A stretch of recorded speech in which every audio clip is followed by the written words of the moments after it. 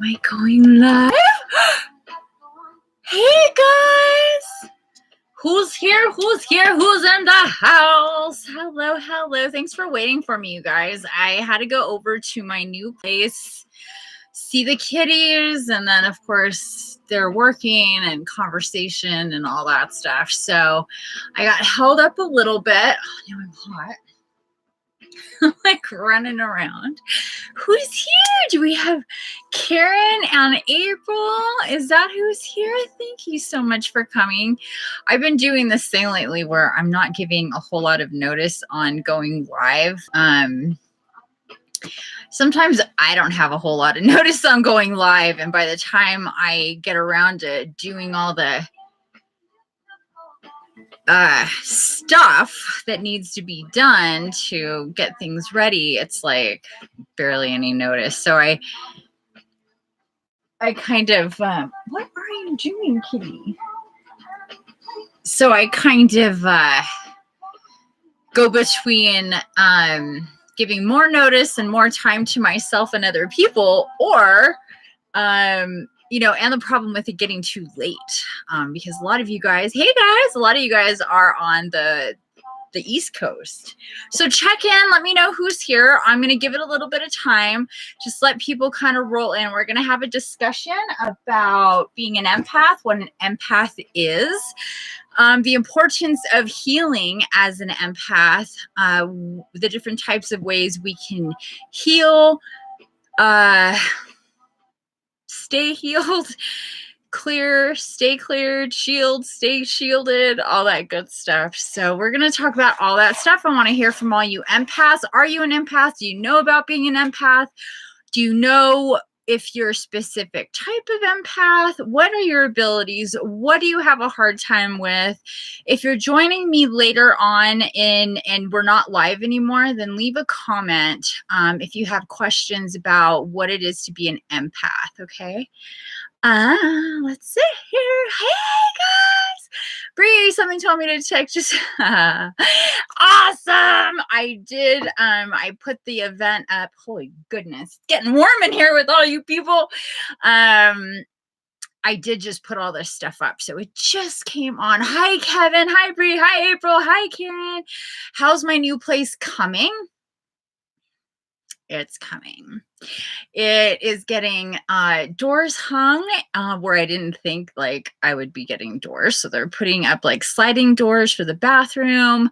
I've got some shelving and hanging space for my clothes because it doesn't have like a actual closet. It's getting all painted. More of the the little like linoleum tiles are getting put in. I actually think I'll be able to move in there enough tomorrow where I can sleep there tomorrow night, to be honest with you guys. So not all of it will be done tomorrow probably, and it also depends on the weather. I don't know what's going on. So yeah, as far as that, yeah, good shit.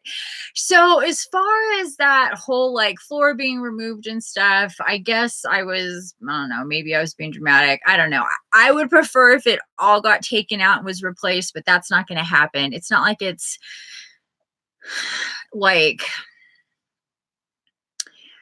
rotting or anything like that. And so he put a new floor on top of it. It's kind of hard to describe. But anyway, that got taken care of. It's definitely not beautiful, but it's the kitchen cabinets, like underneath the sink area. So, what else? Yeah. I'm going to be going and getting like bedding. I need bedding and stuff like that for the bed because I don't have that, and just stuff I've got to get into my store. Oh, that was another thing I was going to mention. Like there's all this stuff in front of my storage unit because they're probably like, she never goes in there.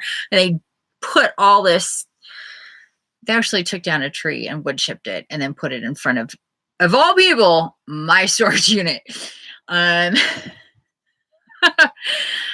Oh, love. So anyway, I need to get into my storage unit and be able to start getting into boxes that yeah, I'm hoping that they at least like if there was some stuff there that he sprayed, he told me he took care of it. I believe him. So they know that I have an aversion to bleach. If it's going to be in my environment, it's hard for me to smell it and all that good stuff. So anyway, all that is getting situated. I haven't done any type of packing because there's really no point. There's nowhere to put any boxes as as you pack and you have boxes and you put them off to the side. I have no off to the side. I have no outside. I can put them without. It's been raining off and on. It's just kind of crazy. So I'm just like, whatever. I got to wait until I can get in there. I've yet to talk to Spectrum about moving my internet because things were so up in the air. And then all of a sudden it's been like, boom, boom, boom, boom, boom, getting all this stuff done in these last like 24 hours over there with people. So I've identified lines of communication that were not straight, let's put it that way. And once we straightened out those lines of communication, then things really started rolling.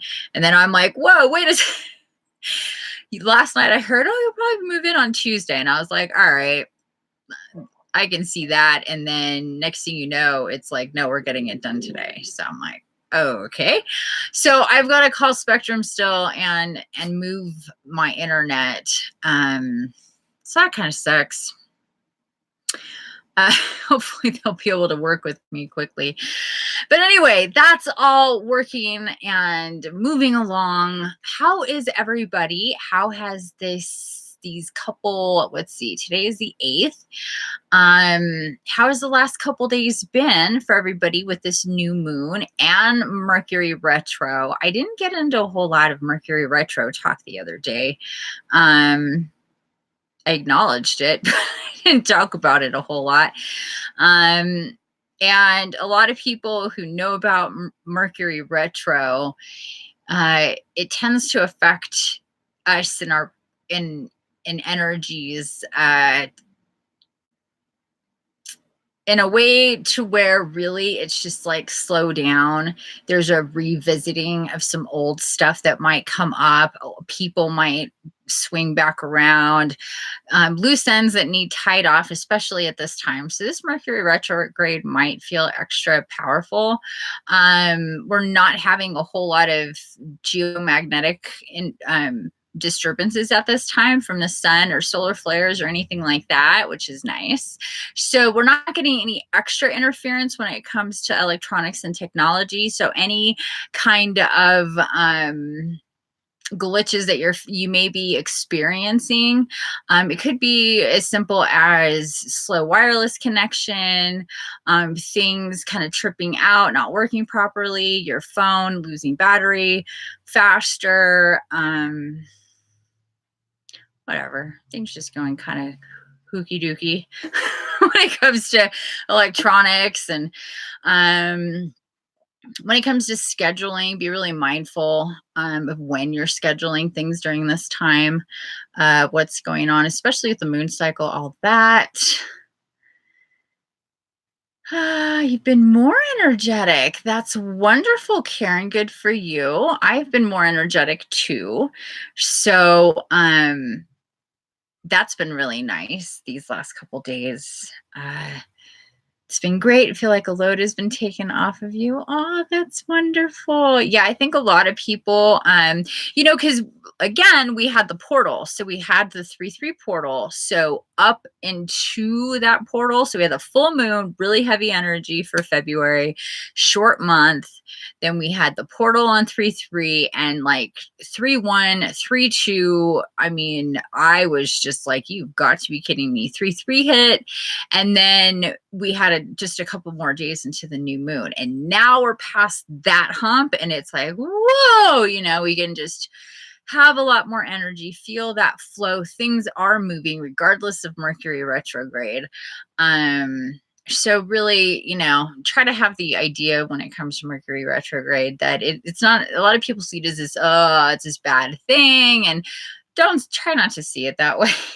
Because we go through Mercury retrograde 4 times a year and it lasts like nearly 5 weeks. So it's kind of stupid to, blame life on Mercury retrograde for 5 weeks and miss the miss the opportunities that were given at that time to force us. I mean, I know we can just be like a little like, because things aren't going so the way that we would like them to go. Sometimes it's just a little extra effort or things like that. I know energetically I can be well, I guess extra sensitive. As a physical empath, as an empath, when other people might be experiencing, any kind of energetic dissonance, as a physical empath, I feel it and like absorb that.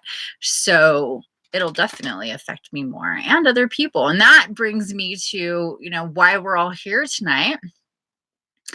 Um, it's like taking a shower. That's wonderful. Yeah. So what I wanted to discuss and talk to you guys tonight about was being an empath. So, who here either knows they're an empath or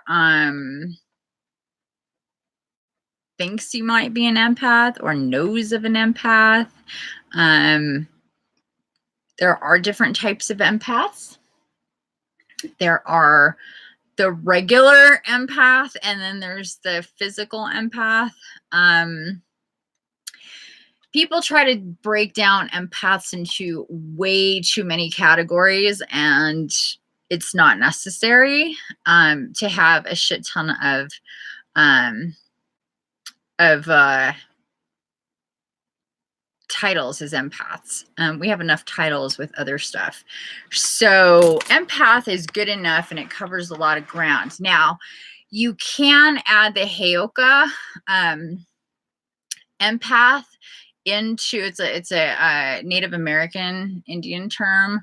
I'm gonna put on some music, and what that means is you're a mirror for other people. So you tend to if you are, and there's not a whole, they're usually reincarnated shaman who are these Hyoka, I think I'm saying that right, empaths, and we tend to reflect back to other people who need healing in certain ways, things that they need to see and feel and experience. So that can be that is definitely a type of empath, and it's that means like the clown in where I'm not sure which tribe that came from or whatever. I'm not going to pretend to know all this stuff.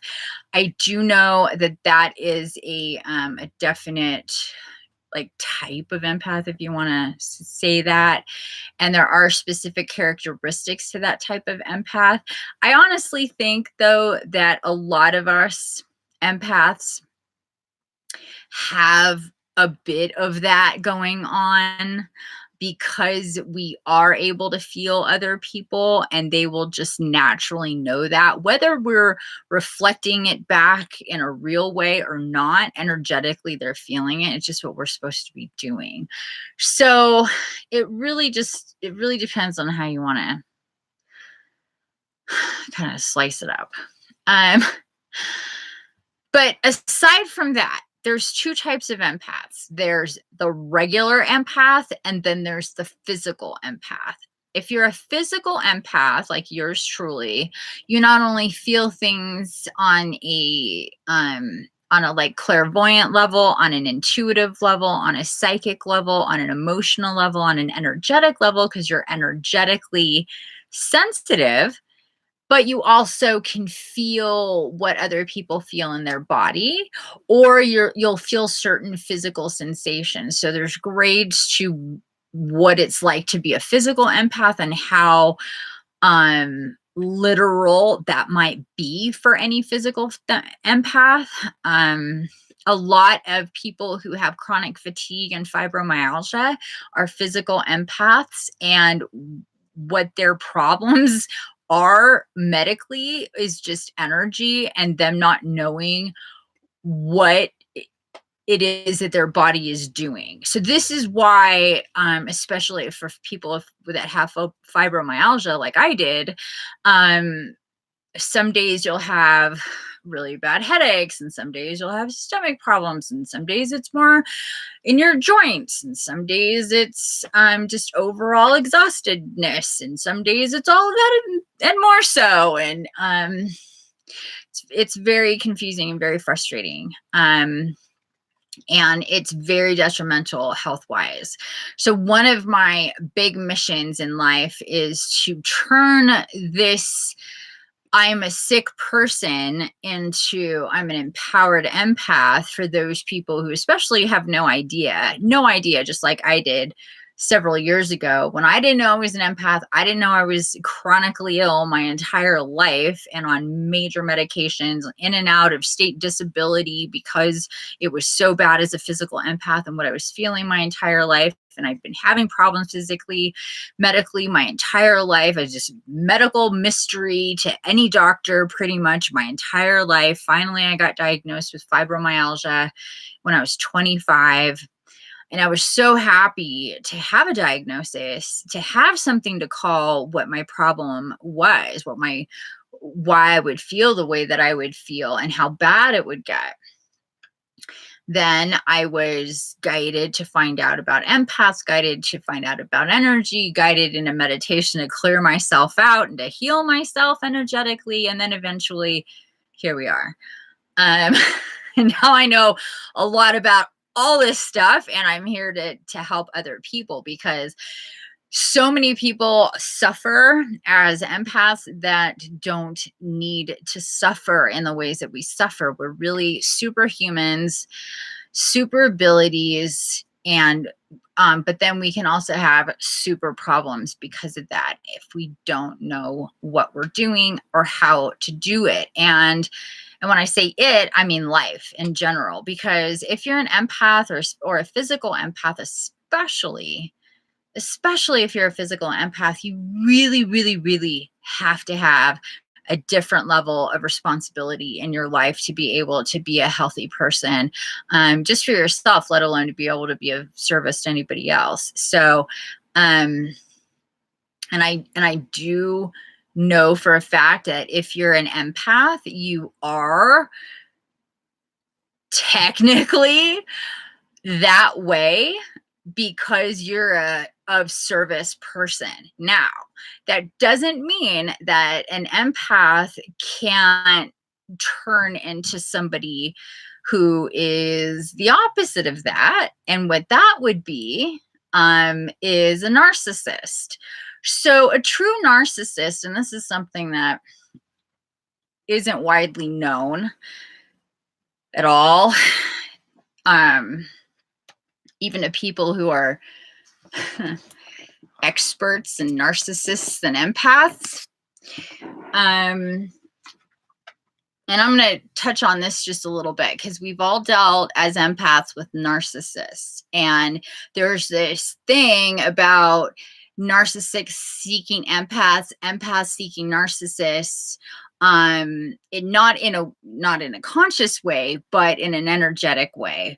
The empath wanting to help the narcissist, not identifying a person as a narcissist in the beginning of any type of relationship with the narcissist, and the narcissist being of low vibration, being drawn to an empath to be able to extrapolate that energy and help them maintain a certain level of life force. Now, the reason why empaths and dealing with empaths are so tricky is because essentially, narcissist can be so tricky and so difficult is because narcissists are actually empaths who were twisted up, most likely in child and when they were pretty young, by some type of other empath narcissist or some type of person who was abusive in some way, went through something that basically they ended up being able to they have all the qualities of an empath, but because they are they're in, I don't want to put this I want this to just not broken, but because they went from service to others to service of self because they had to probably protect themselves. Maybe they learned from other people or in their life in different ways when they were really, really young. I need to take care of myself, which really lends itself to the narcissistic type of behavior. Now, if you're a highly sensitive, energetic person, and as a narcissist, um, there's a lot you can do with that. And like we talk about all the time, it's a good thing we're of service, a good thing we're of light, because we could really do some harm if we wanted to. And that's what an empath is. An empath is somebody, I'm sorry, that's what a narcissist is. And a narcissist is somebody who can really do some damage because they're so hyper aware energetically with people. They can read people really well, manipulate things very, very, very well. It's known in psychology that sociopaths are very energetically sensitive and use that. So, but this connection that the narcissist is actually an empath who's been twisted up and basically turned to the dark side is really, if you want to look at it and really break it down the way it kind of is. Because you got to understand, we got to see this from a perspective of light and dark. So we as empaths were put here for a reason. We're put here for a reason to transmute energy, to help other people to understand what they feel like, especially the if you're a physical empath or a medical medium such as myself, we're able to literally feel other people. And then because you are an empath, you can learn how to really work with energy, and then you can even be like an energy healer if you so choose, like I am, because it's a natural thing. You're already naturally working with energy, you're naturally transmuting energy, you're naturally healing and doing this stuff from day one, not knowing it. So the reason why, and we know a lot of us are aware that there is the dark, there is the light. We can be targeted. There are malevolent forces that are trying to keep those of us of the light from being who we are meant to be. So if we subscribe to these things and we understand, check, check, check, then we can also understand that if you take that one step forward and say, as the empath, we're born into this kind of high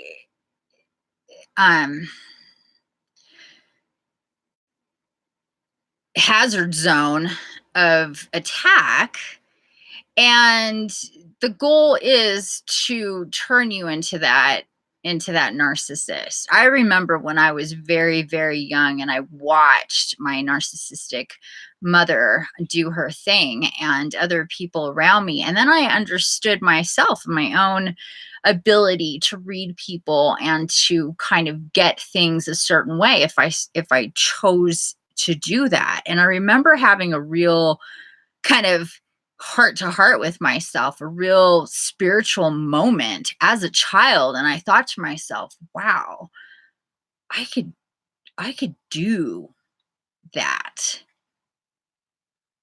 But I could choose not to be that. It was a real moment in my life where I thought, wow, like, and because I saw how things were being done with other people. And, not everybody's that self-aware as a child to be like, holy shit, I can really, do stuff. And some children they're like, whoa, I can really, we talk about children can be manipulators and get what they want and play their parents off of each other and, fake stuff and lie about. I mean, kids are kids, but then when you take it to another level, it can really, and then if there is true either sexual abuse, physical abuse, emotional abuse in any way, there's a lot of trauma, there is maybe the loss of a parent, things like that will definitely open up a person to negative energies that will twist that light energy up. Now, that's not saying that the narcissistic person can't overcome this and detach themselves from the energy, the negative energy that's pulling from them and twisting them up. They absolutely can. Any one of us can change our disposition and situation, whether it's physically or otherwise, if we so choose. The problem is most narcissists don't understand or see things like they are and what is truly going on. They may say, I don't know why I do these things. I don't know why I create chaos. I don't know why I manipulate in this way. I don't know why I lie the way that I do. I don't understand why I do. I don't know why I get angry the way that I do. I don't, and it's because they have this other attachment thing that's pushing their buttons. They just they're programmed. They're just on this program a lot of times. It's why their behavior can be really, really odd. If you've been around narcissists, and most likely you guys have. Okay, I'm going to check in with notes here because I know they've been going off. I like to finish. Let me know if you guys have any more to say about that. It's Jinx. Hi, my dear. So Karen says, I think I'm an empath. Kevin says, I'm an empath. April is saying it can be very draining for me. So I'm guessing she's saying, yes, I'm an empath. Our minds can heal anything if we have the belief. Well, yeah, you have to understand how things work and believe that you are a self-healing bioorganism, definitely. And it's just I mean, having the intent to heal is definitely key. I've had people ask me or say, oh, so, it's like mind over matter. You have to decide, like it's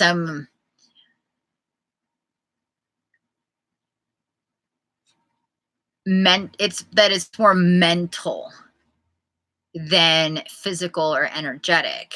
And to that, I reject, because that's not the whole picture. You getting up here? Let me help you. Let me help you. Okay. I reject that because there's more to it than that.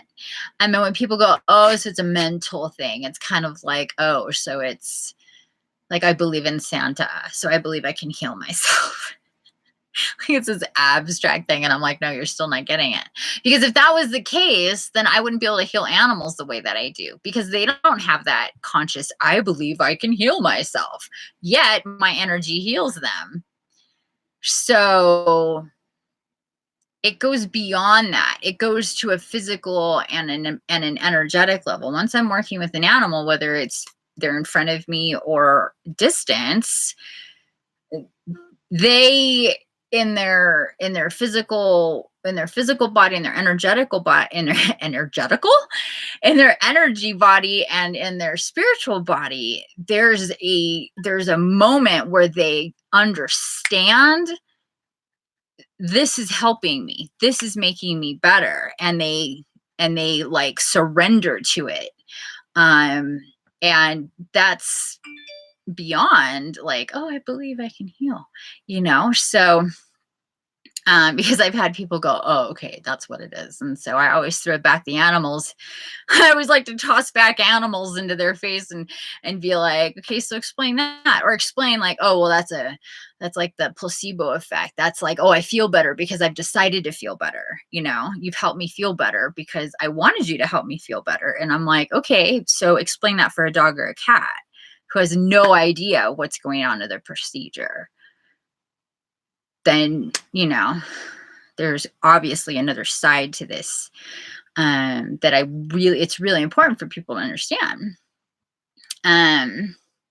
But definitely that intent and that belief is a component of it. If you're a human animal, you have to have that on some level to allow your body to transmute and to change. Or at least on a spiritual level, because I know of people who've had strokes and people have done energy work and they've fixed the problem that happened with the stroke through energy without the person really understanding what was going on, because they had just had a stroke. So, but their spiritual body and their energetic body did understand. So there's also that.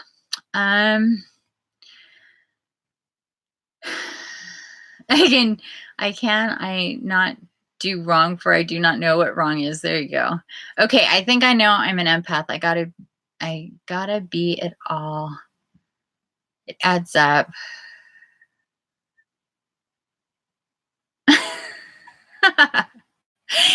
You feel egotistical saying you're special.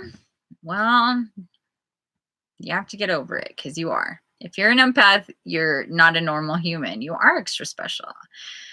Yeah, a lot of us have had exes that were narcissists. I have a kind of a little train of narcissists in my path. Yeah.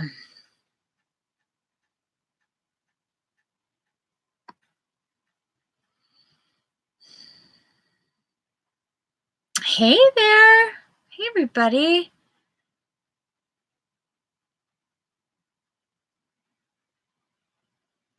Well, I mean, I don't know. I honestly don't believe that I'm going to disagree there, Jenks. You're saying getting yourself to a place where you don't need to heal yourself because you stop putting yourself in that space. Well, if you're speaking specifically about like the narcissistic put, the empath kind of really wanting to either or be drawn to a person like that because you want to be the fixer. A lot of us have been had that role. Like you're drawn to people who are a little broken, and you can see beyond. I always have this thing, like I have this trail of men in my life who were these amazing, brilliant men. But kind of unaware of it and had these emotional issues and had things that needed, buffing up and pumped up and, loved on. And I enjoyed doing that because I could see through, I could just, kind of see through all the dirty stuff that was hanging around them and see through to the core of the person, whether they were a narcissist or not. They were just, somebody with, some baggage. Some people can just be really attached to their baggage and their issues, and it comes off super narcissistic because they're just trying so hard to protect themselves. So a lot of people get like kind of labeled as narcissists when it's more like they've twisted into I take care of me. They're constantly in this fight or flight mode, constantly.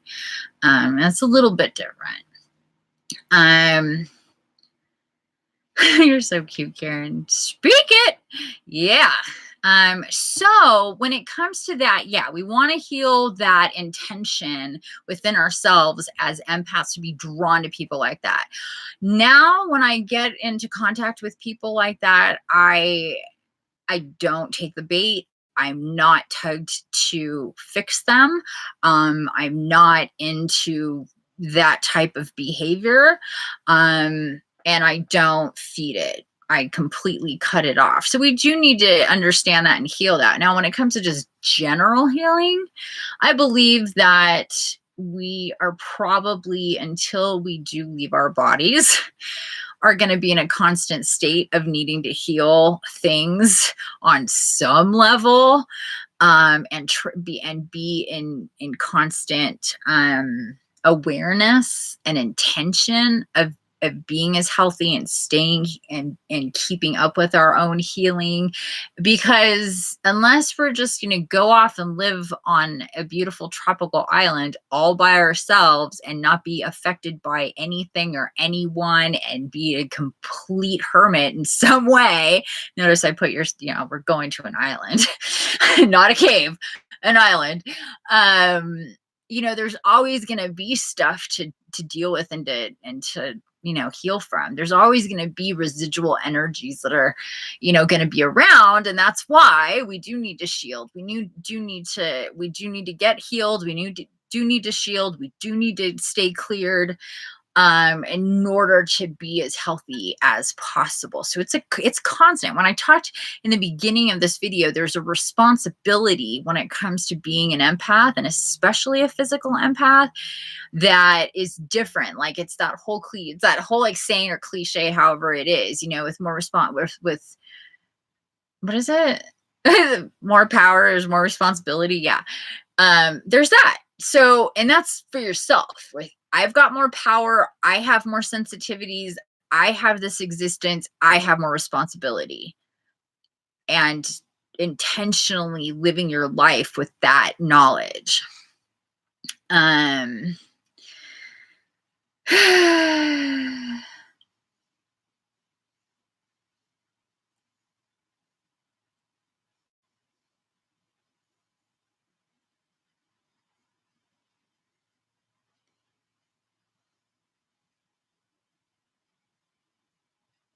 I was just speaking towards not having to do self-healing by not having to be healed personally.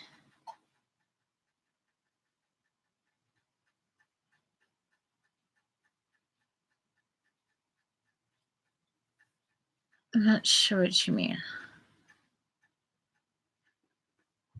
And Bree, you're absolutely right.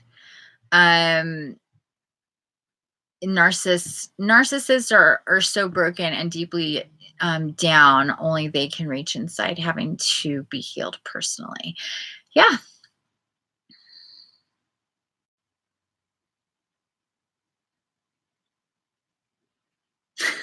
That's very, very good. Yes. So Bree says, narcissists want to feel love and they crave it, but they can't really genuinely receive it and heal. So they pull us in and suck us dry as we mutually spiral into the pit of their wound. That is a beautiful way to put it. Very poetic and very true. They are incapable of ever being fulfilled by anything anybody ever does, because it's never going to be good enough, because it's never going to fill the void, because they have they have a lot of deep wounds that they're just plain old not good enough. And maybe they were told that flat out. Maybe they just took that on. They were manipulated. They were used. A lot of narcissists are narcissists because of the families they come from. They were treated at like non-humans. So if you're treated as a non-human, you're going to act like a non-human. You know what I'm saying? If you're treated as a pawn, if you're treated as a thing, if you're treated as kind of like an animal that really has no thoughts, no feelings, no emotions until you maybe get to some age, it's really weird how people parent. Like, you're pretty much like voiceless and out of control until some point you have a voice and you have control. Um, and during that time, you're a non-human. So when you don't know what love is, it's impossible for you to identify it, even if somebody is showering with you with it and doing everything in their power to show you love. You're incapable of seeing that and your behavior in regards to that entire situation. So, but I know that for any and everybody, even the broken, narcissists, they didn't start that way. And if they so choose to live a life that isn't dysfunctional, that isn't a constant rotating train of new people because they burn people out and they don't understand it and they really, really, really want a different life, and they're spiritually getting pulled, their soul is coming crashing down. I know this is going to happen to a lot of narcissists. I've already been told this, that a lot of narcissists themselves, and they're able to wake up too. A lot of people write off narcissists like, oh, once a narcissist, always a narcissist, and they're like this evil person that's never going to wake up. And I'm sorry, I know better than that. I know that there are going to be some narcissists that are going to wake up, that are going to start feeling their soul, which means they are going to start understanding love, and they are going to start seeing their place in their ways and in things. They are going to have a lot of healing to do, like a lot of healing to do. And we need to understand that it's possible. All of that is possible. And just, keep that as a little nugget of information in our worlds, that this is a thing. All of what I've just said. Okay. When it comes to empaths and narcissists and all that stuff. Um, hmm.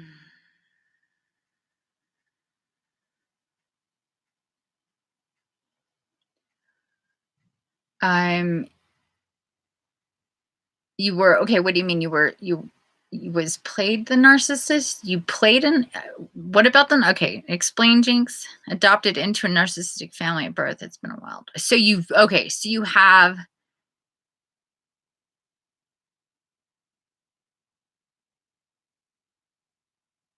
the experience of being around a lot of narcissists. And narcissists really like having kids around. Um, because it can really work for them. The attention they get, feeling good about themselves through their children. So these would be like the stage moms. A lot of stage moms are narcissists, making more narcissists, unfortunately. But I don't want to, I don't like to talk in too many generalities, or like people that have, um, what's it called? And Munchausen by proxy. You know what I'm talking about? Munchausen by proxy. I think that's what it's called. It's a condition where people, um, a parent usually, but it could be anybody making other people physically sick by, usually it's some type of stuff in the food. Um, and then getting the sympathy of having a sick child, usually is the way that it works. But people sometimes just like to feel their power in making other people sick. So they do that too. Um, yeah, it is crazy. It is very crazy. It's called oh gosh, Munchausen by proxy.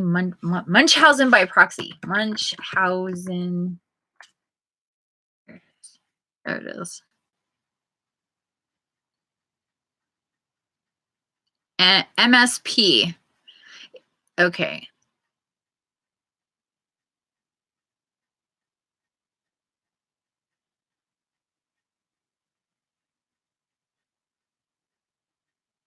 Yeah, here we go.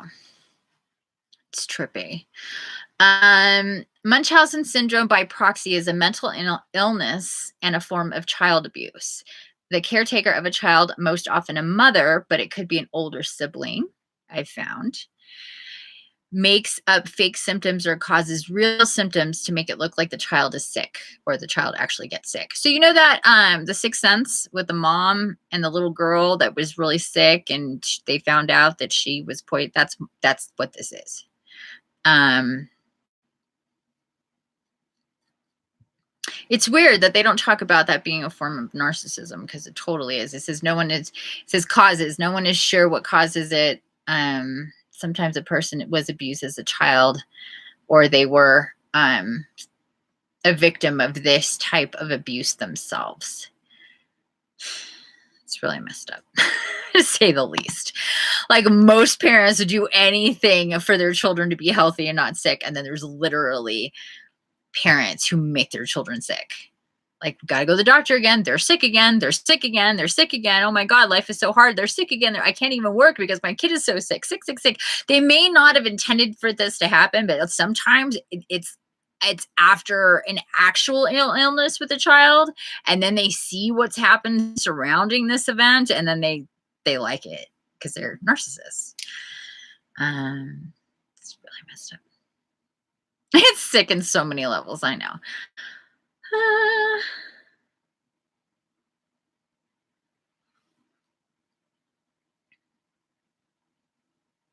I'm proud of us too, Bree.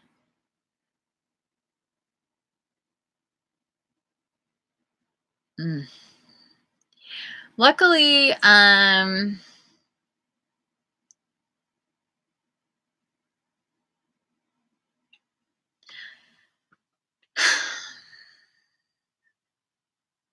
luckily we can see this for what it is now, I guess. And yeah, I'm proud of us too.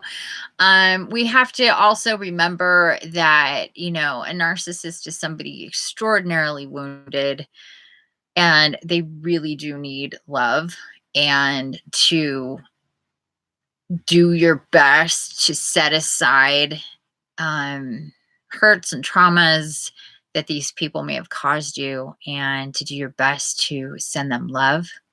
That I turned on music because it is the best way for you to heal from your wounds that you may still be holding on to from these narcissists. And when I say you, I mean, I'm not talking to anybody specific, I mean you in general. Um, whether they were familiar relationships or romantic relationships or friendships. I think most of us have had kind of the peppered through our lives with this type of person on different levels. And it can be very, very, very, very, very, very, very, very emotionally draining, and it could be very abusive. A lot of it can result in actual, domestic violence. And domestic violence doesn't necessarily mean that a person needs to be hit physically.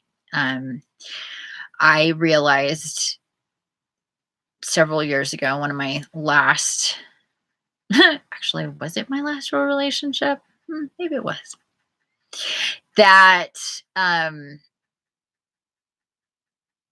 I was in a domestic violence situation, and I didn't recognize it myself until I looked at what that meant, like the definitions of that, because I needed to get a restraining order. It got to that point, and I was like, well, what's the criteria of that? What's the criteria of domestic violence? And then I'm like, I don't know. He's never hit me. He's threatened to hit me, but he's never hit me. So I don't know if I qualify for that. And it turned out that I checked all the boxes in this relationship with it, or he checked all the boxes, and we checked all the boxes, I should say, in this relationship when it came to domestic violence. And I was a victim of domestic violence. And I think that, I'm definitely not somebody alone in that. Somebody who would, other people might look at and go, not that person would never find themselves in a domestic violence relationship, being a victim of domestic abuse or whatever. But it can happen to anybody. It can happen where you know, we've had these experiences, a lot of us. And like I was saying, what we need to do, instead of holding on to, you can see me talking about this in a really kind of not angry kind of way at all. It's just very matter of fact. I don't have any, um, anger, resentment, or anything in me that I feel that is a negative charge in that situation, or any of them, to be honest.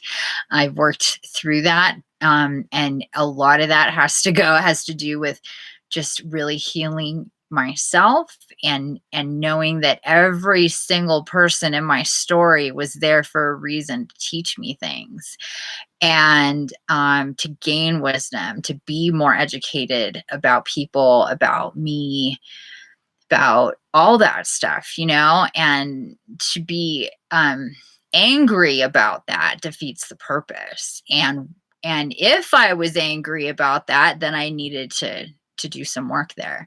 So I've done all that. And so just to remind you guys, if there's people you can think of, whether they're narcissists or not, it was just a bad relationship, people treated you like shit, abused you, did things that were horrible, said things, they couldn't count on you, maybe they abandoned you, maybe they lied to you, whatever the case is, that, we have these different experiences with people. It's really important to get to a place where we can just really sincerely send love.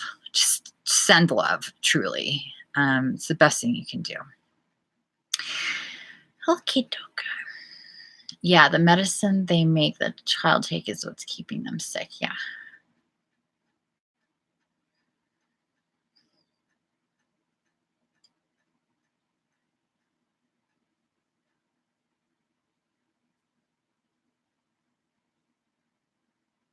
Very true. Jinx says, geez, No, it's true. I find myself healing the same areas of my life all the time. The level of happiness I could have experienced is an unknown reality.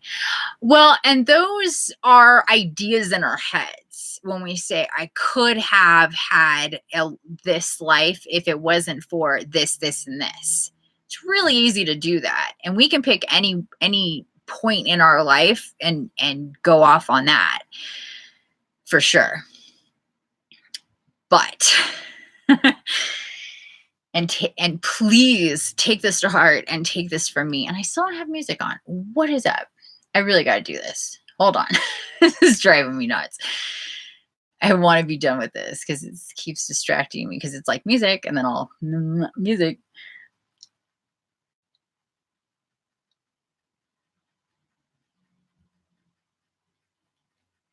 Oh, the world today. Holy moly moly. I'm doing this wrong. Hold on, guys. Sorry about that. And then I want to talk about this thing.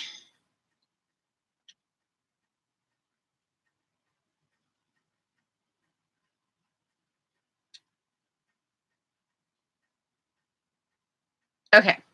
So, as I've stated, I didn't know what an empath was. I didn't come with a book of instructions. I was never told by anybody my entire life that I was an empath, let alone a physical empath. There were times in my life where multiple people said or accused me of being a hypochondriac because I would have problems and then not have problems physically. They would be really bad and then they would just go away and be like, and it's not that they weren't real, it's that what was ever causing that problem and that energy and that dissonance in my body to react the way that it was would pass. I would filter it through, I'd transmute it, but then there would be something else in it. And energy moves. I've literally seen, as I was healing somebody, I shit you not, guys, this woman was laying down and I was scanning her body. We were in person, and I got to like, let me move this. So I'm scanning her and she was having stomach problems. And just like Alien or something, this piece of her, this like over here lifted up and literally moved in her body. And she did this. She's looking down. She's like, oh my God. And you could just see it move. Like she was pregnant and a head of a baby was just up and moving. You ever seen that? When a woman's far along, you could see the baby's head moving around in there. That's what it looked like. No baby. There was no baby in her, but I was in her energy field and this energy was trying to get away from me. About 10 minutes later, or maybe not even, maybe 5 minutes later, after I'm like, breathe into it, don't lock it down. It's literally trying to get away from me. It came out of her feet, her feet chakras, I should say. So I got it to move, I got it to leave. But this is what I'm talking about. Energy moves, energy transmutes, energy will bear down and refuse to go. If anybody here has not seen my videos when I've done healings on animals, my own animals here in person, the energy will literally, like a tick, I like to describe it. If you try to remove a tick, what does it do? It digs in deeper, right? Totally digs in deeper. Same thing.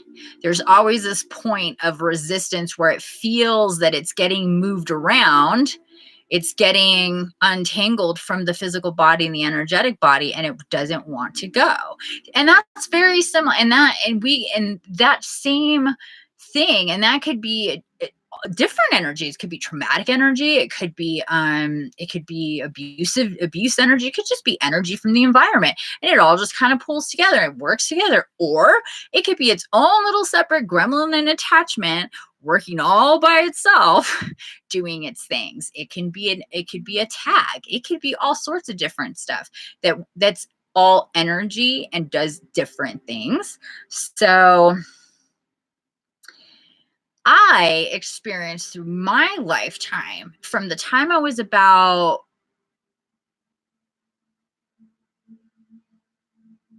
well, from the time I was really little, like I think 1.5, I had this thing. Now, sorry if this is TMI for people, but it's how we roll here.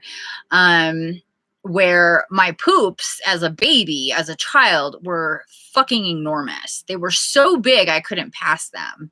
And what I was told years and years and years and years and years, decades later, about that whole thing was literally that was like how my body was trying to get rid of energy the best way that it could. And it would just like be these big poops. And to the point where like I could not, do it. I couldn't push them out, and they had to give me suppositories. And I remembered that as a child. I remember this being a big old deal. And that was my very first problem physically. My very first problem physically. Well, before that, it was in my very first like near-death experience was as a very small child where I almost died from pneumonia. But that was also sabotage too. My medicine was messed with. So they tried to kill me as an infant, but that didn't work. But then the rest of my life, I've had energetic and physical problems, and starting with this poop thing. And always there was this problem with either, with my bowels, irritable bowel, constipation, poops that were too big, diarrhea, all this stuff. It's a problem. Oh yeah, you mentioned that, Karen, the back of your, I remember you telling me about. So, okay. So you saw energy moving in his head. Yeah. And he has mental problems. So this is exactly what I'm talking about. Perfect example. So starting at a really young age, I had physical problems, and it went all the way my whole life in different ways. Really bad. To the point where in my mid-20s, after I had my son, it got even worse. And I think it was just because of all the intense energy surrounding being pregnant and what that does. It's very traumatic to a body to make a baby. And if you're already energetically sensitive and not healthy, it tends to really mess it up. So it really kind of this would happen and this would happen and this would happen and this would happen at like different times of my life, just all happened at once and never went away, resulting in the diagnosis of fibromyalgia.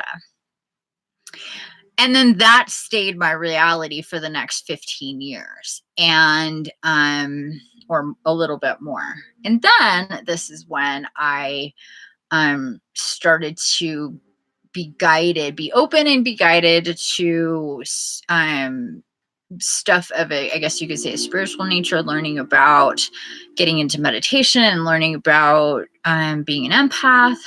Even at that point, they weren't talking about when I say the information that I was seeing about empaths. Still to this day, there's not a lot of talk about physical empaths. It's just empaths.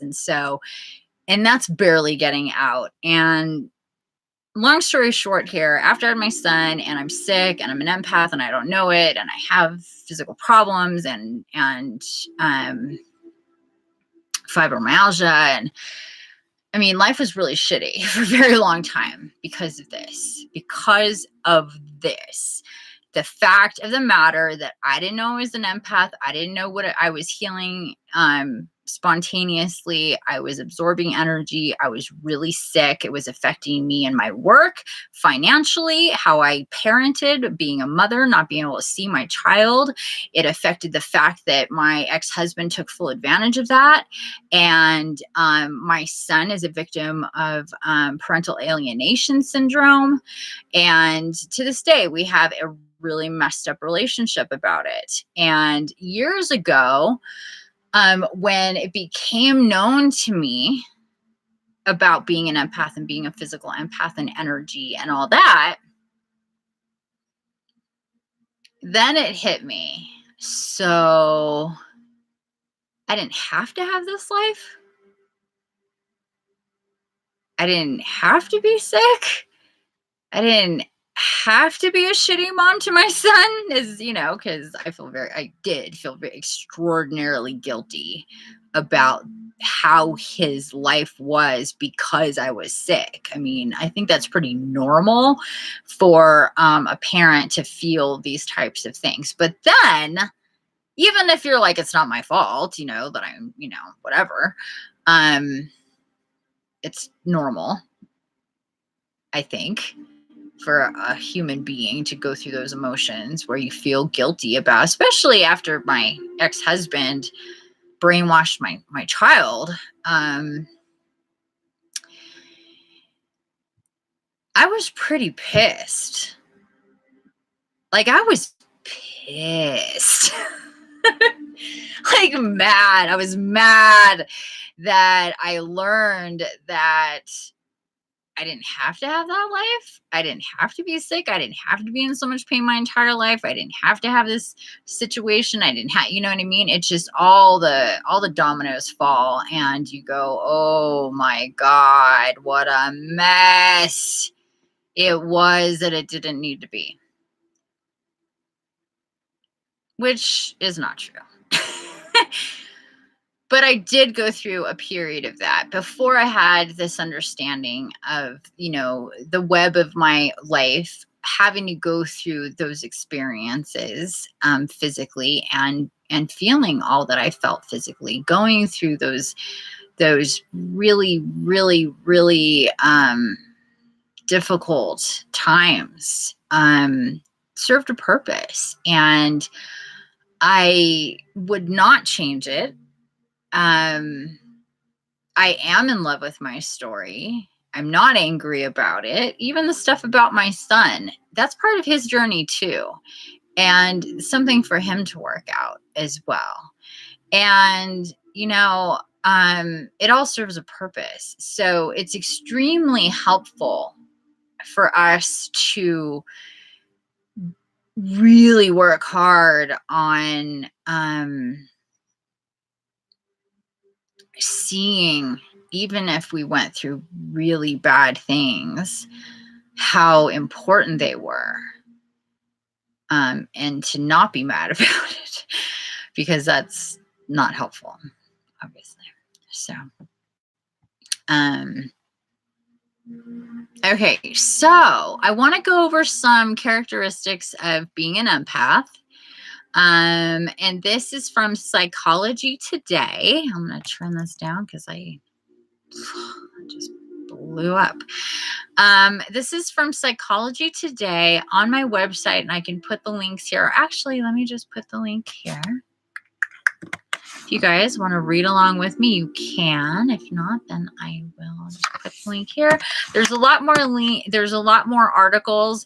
This woman here, her name is Judith Orloff, and she is an empath, and she's an MD, and she knows a lot about empaths, and she's written books, and there's other articles on Psychology Today that if you just do a search, you can find out a lot. And I also have links on my website for ones that I've put there specifically, the ones that I pulled out, and I'm like, this is a good one, this is a good one, this is a good one.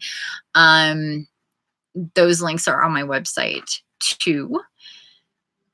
So I'm going to go through here and just read this for those of you that are not reading along, and go over the traits of an empath. And I'm reading, like I said, directly from Psychology Today. This is an article, it's called 10 Traits Empathic People Share. And there can be really, really long lists of this. You can do a Google search for empath or empath tests, or tests to see if I'm an empath. Just Google that, answer a few questions, and it will put you on some type of scale. So it says the trademark of an empath is feeling and absorbing other people's emotions and or physical symptoms because of their high sensitivities. These people filter the world through their intuition and have a difficult time intellectualizing their feelings. As a psychiatrist and empath myself, I know the challenges of being a highly sensitive person. Okay, I'm going to stop there because I want to talk about something that she does not talk about in this article, and it is very important. I meant to get or to find links and to have them ready, but I forgot, and I'm not going to search for them now. However, I want to talk about this really important aspect of being an empath, because for a long time there was this idea, this theory, that there are people that are different and more energetically sensitive, because they all had the same traits that other people did not. And because of this, for a long time, it became a thing in the, especially the psychology or field, the field of psychology.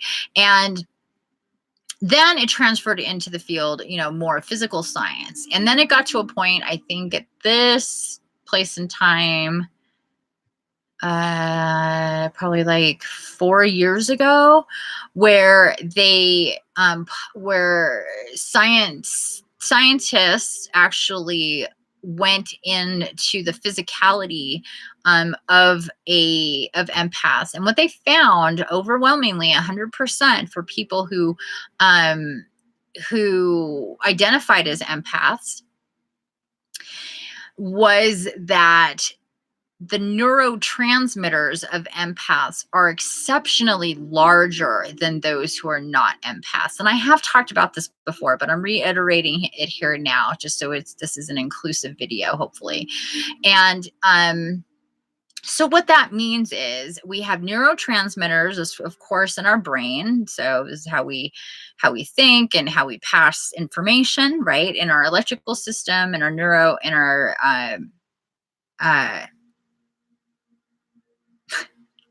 forgetting the name of our system, neurological system. Woo! Okay, so it's not only in our brains where we have neurotransmitters. We have neurotransmitters all over our body, in every cell in our body, as well as in our brain. And hey, Sean. And so the normal average person, let's say, has a neurotransmitter that's the size of a mandarin tangerine.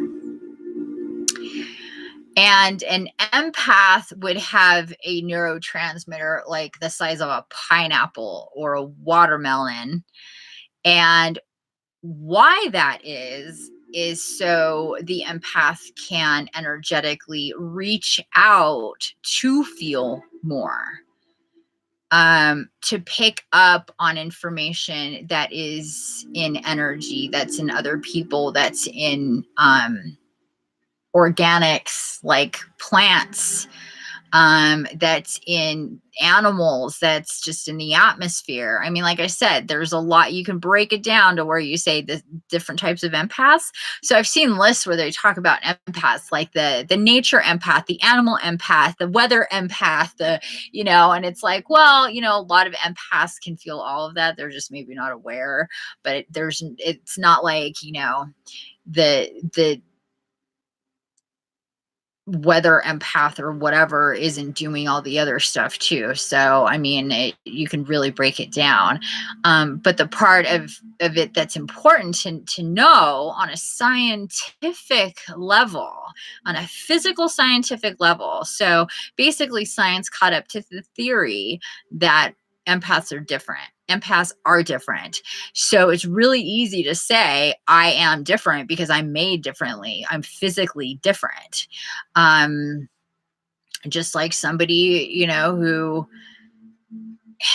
people have different things that are physical about them, and it makes them a little bit different. This definitely makes us different.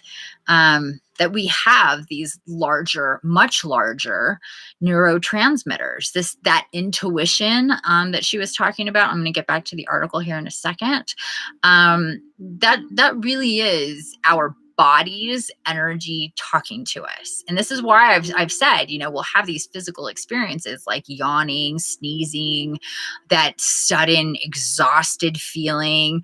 This is where like the whole chronic fatigue comes in for a lot of people, because they're so energetically sensitive and there's so much coming at them that it's physically making them tired, like a battery draining all the time. And you can never, ever, ever fill it up. Once you know that's happening, you can do things so you're not draining your battery all the time, and you don't have to have that situation of chronic fatigue or the different waxing and waning of symptoms and energies that people go through who have fibromyalgia like I did. So it's really important for people to understand on a physical level, on a science-backed level. I love science. Science is amazing. We need to understand how there is so much more proof in the spiritual, metaphysical, and the different, things that are all encompassing, that are very much fact-checked and based in science at this point, that people are still kind of thinking are theories, and they're not. Somebody the other day came up to me and he's like talking to me about the energy thing, like it's some theory. I'm like, look, you really need to educate yourself, because you're having an argument with me about stuff that was proven years ago, and you're wasting my time. So go educate yourself, and then we'll talk. Because at this point, a lot of stuff about energy, psychic abilities, what it is to, be and do and have the abilities that we can have and we can develop, has been proven. It's not theory. So people need to understand that. Truly. Okay.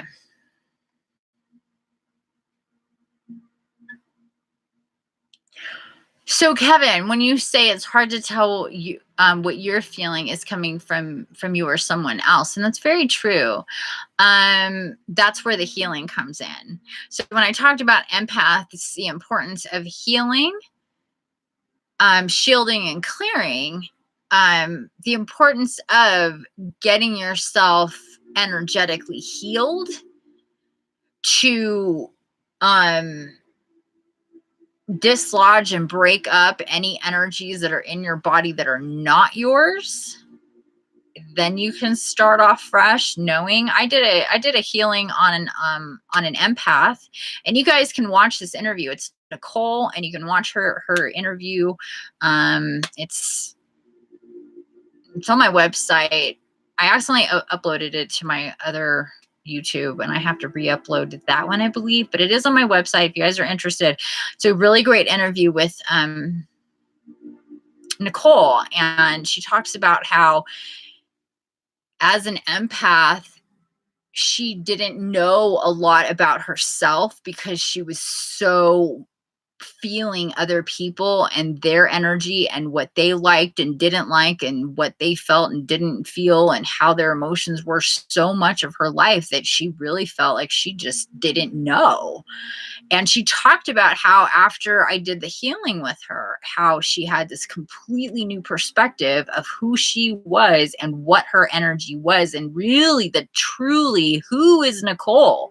What does Nicole feel? What are Nicole's feelings? What are Nicole's emotions? What are the likes and dislikes of Nicole? And she's just like, it's really overwhelming, because I didn't know that I didn't really know all that stuff. And I thought that it was just a constant battle of trying to figure it out. And this is why we tend to be reclusive and stay away from other people, because it can get really emotionally confusing. And if you're a physical empath, emotionally confusing and physically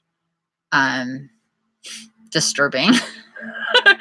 And so that's a really big thing. So for people to understand, you can get to a point of neutral in your energy with a healing and a clearing type of a session energetically. Something like what I offer really, really, really breaks a lot of that up. There's other ways, there's other energy ways to do energy healing. Of course, I'm going to be promoting my own, because I know what I do and I know how it works for people, especially empaths, and this is what I'm here to do. But that's not saying that, I totally am all for Reiki. And if you do Reiki and Reiki works for you, and or you do that and this or whatever, that's great. Just do something. Do something.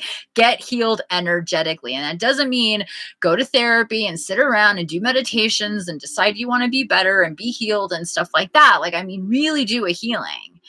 If you haven't been energetically healed, do a healing somewhere, somehow, with somebody, so you can get cleared of what is already on you. And I try to tell people, imagine you have this really complex vehicle, and not only haven't been so great in understanding how it works, so you've stressed the system just by haphazardly going about your life. And then on top of that, you've been sick, you've accidentally been healing and helping people your whole life and taking on their feelings and emotions and really investing in things. Because that's how we are. If we're empaths, we're in there with people. And then imagine never giving that vehicle a tune-up, never cleaning it out, never changing the spark plugs, never making sure everything's all set and running on great and all good. And pretty much most people can say, yeah, I've never done that. I've never done that. And so if you've never done that, that's what needs to be done. So you can feel things. You can decide, I want to be better. I want to heal. And that's what the whole process of spiritual awakening is, and the dark night of the soul and transmutation and these gates that we go through and all the things that we've been hearing. If you've been around my space with the channelings that I've been doing with Gaia and Jesus and the archangels and all of that stuff is part of the healing process. But if you decide that you really want to get cleaned and cleared and healed, then you can, power wash that sucker. Power wash that sucker. Get it all clean. Clean out the spark plugs, really clean that engine up. Detail it. You know what I mean? Drive a brand new vehicle, even if it's been around for 30 or 40 years. You can drive a brand new vehicle. Look at me. My vehicle is brand spanking new. Why? Because years ago, I understood what was going on. My guides led me to clear and heal myself. Within a few minutes, my reality went from sick with fibromyalgia to not, and it's never been the same. And my path has been one of literal physical transformation. So it's definitely possible. And again, my mission is to help people understand that and get themselves there, because people don't know how good they can feel because they've never felt that before. And this is what I try to convey to people. You don't know how good you can feel, and your spirit and your soul and your body and your energy. You don't know. You don't know how well your metabolism can work. You don't know how well you can sleep. You don't know how much you can visualize until you really start clearing out all that energy. We have no idea the mass amount, the physical weight of the energy is that we all carry around. With some people, you can see it and it translates as weight. I carried at least 45 more pounds on me my entire life. Consistently, pretty much. I mean, there was times I was higher, was lower, but pretty much consistently, I carried about 45 more pounds of weight. I got as high up as 210. You would not recognize me, trust me. Totally doesn't look, I did not look like this in any way. So, we physically will do things, and our bodies will physically have to adjust to compensate for energy, especially for dark energy and negative energy, negatively charged energy that causes dissonance in our body. It has to go places, do things, and move around like I've seen it do. I've seen energy move around. Okay, back to the article. Sorry.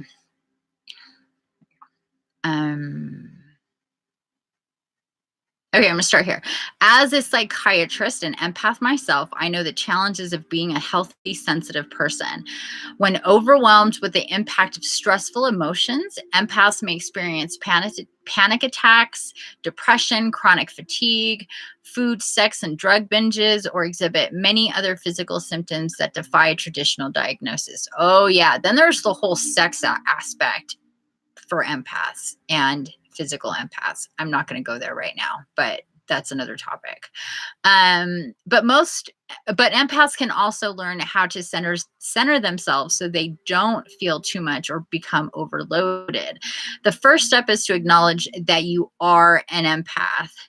Here are the top 10 traits of an empath from my book. This is this lady's book, The Empath Survival Guide, Life Strategies for Sensitive People. See if you can relate. So, number one, empaths are highly sensitive. Empaths are naturally giving, spiritually open, and good listeners. If you want heart, empaths have got it. Through thick and thin, these world-class nurturers will be there for you. They can easily have their feelings hurt too. Empaths are often told that they are too sensitive and need to toughen up. Man, if I had $1 for every time I heard that from my narcissistic mother alone. That's hilarious. And number two, empaths absorb other people's emotions and energy. Empaths are highly attuned to other people's moods, good and bad. They feel everything, sometimes to an extreme. They can take on negativity such as anger or anxiety, which can be exhausting for them. If they are around peace and love, though, their bodies take on those and flourish. Number three, many empaths are introverted. Empaths become overwhelmed in crowds, which can amplify their empathy. Plus, if you're in a crowd as an empath, you're just feeling way too many people at once, and it can be energetically shocking to the system. If not at the time, then afterwards, where you have that like come down, and you're really tired after being around a lot of people. Maybe not at the time. Sometimes you can actually, if you're in a crowd, you can almost get kind of manic and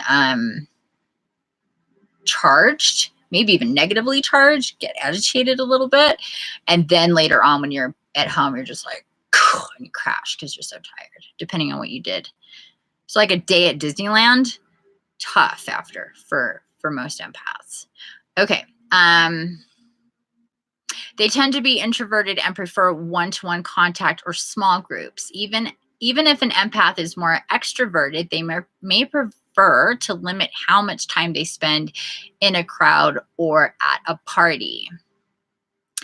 Number four, empaths are highly intuitive. Empaths experience the world through their intuition. It is important come on, let's just call it psychic abilities.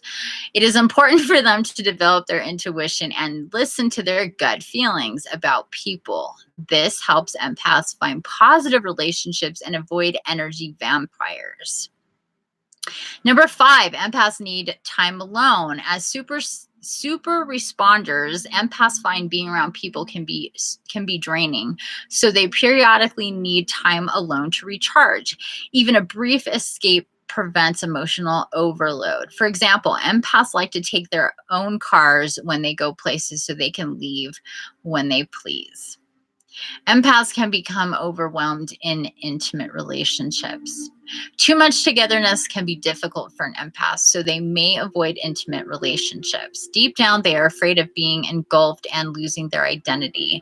For empaths to be at ease in a relationship, the traditional paradigm for being a couple must be redefined. I will tell you right here and now, if you want any type of healthy relationship in your life, you need to be with a fellow empath. Because non-empaths just do not understand. Period. Number seven, empaths are targets for energy vampires and a lot more. And empath sensitivity makes them particularly easy marks for energy vampires, whose fear or rage can sap their energy and peace of mind.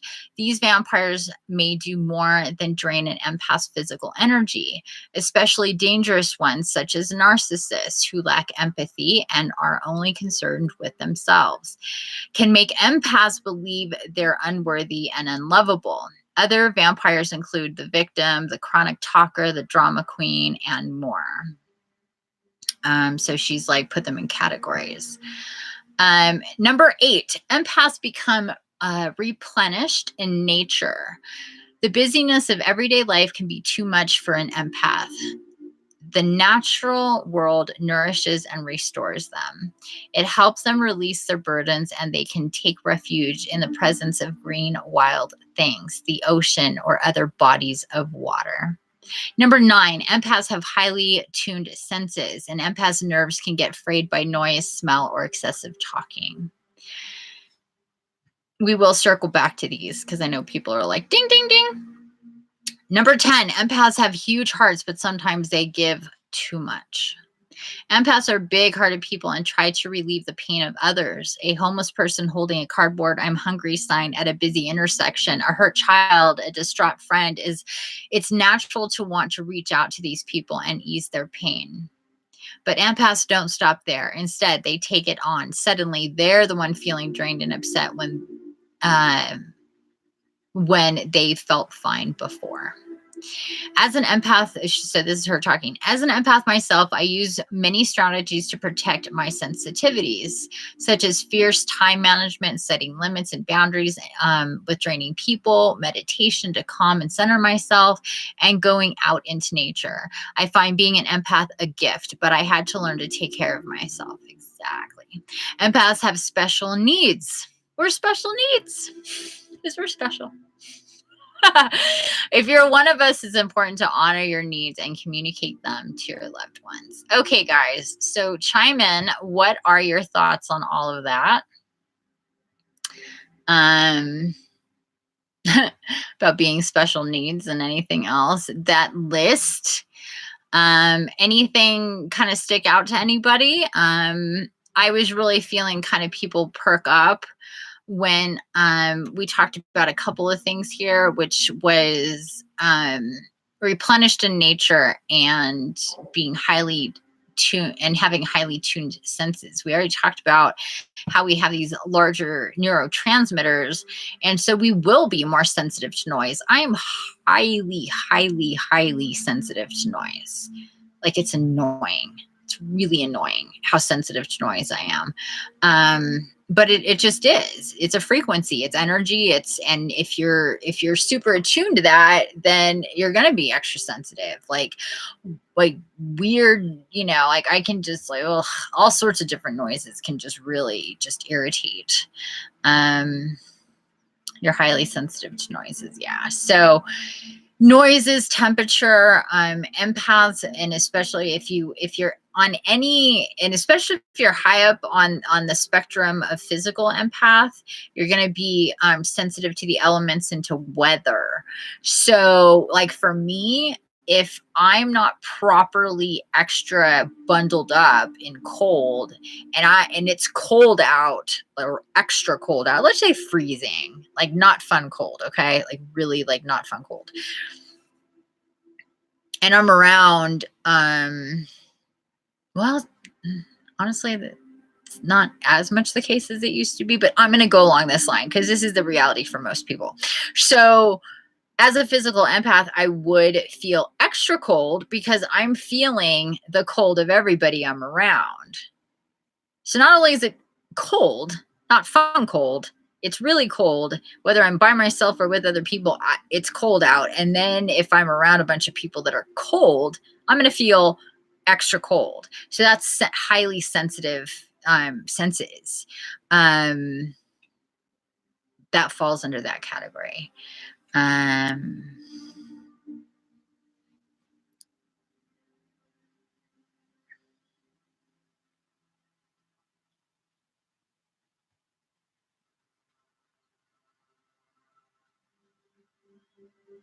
Oh, you didn't know the noise thing. Yeah, noise is a big one and it can be super draining. So if you're hearing a dog, like dogs barking a lot, if you're hearing a lot of traffic going on, if you're hearing machines doing a lot of stuff, if there's a lot of activity with voices, if there's just disruption in noise, it can be very, very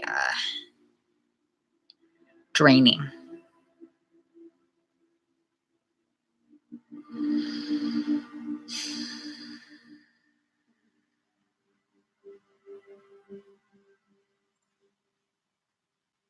So Kevin's saying, yeah, at times he needs to crash. Karen's saying she's sensitive to weather and she can read people. Yeah, so the noise thing is a big thing. Weather thing is a big. Do you ever notice, like, if you are extra sensitive to weather, if you're like on that spectrum, like you'll look around and people are like, okay, they have a jacket on, and you're just like, layer, layer, layer, layer, layer. And people are looking at you like, what is wrong with you? It's not that cold, and you're like, it is because I feel y'all. I learned that a long time ago. I was just like, no, I do feel this cold because to me and my body, it is this cold. I'm feeling a percentage of everybody and how they feel. Same thing goes with hot. If you're hot and you're around a lot of people that are hot in their field, in their energy, and they're miserable because they're hot, you think that's going to affect you?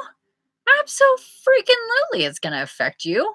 It's going to drain you more than it does the average person. That's why people that are empaths and physical empaths especially, you don't like extreme weather. It really messes with you on a real intense in a real intense way, like a really intense way. Like I don't know that I could go stronger weather than I do here.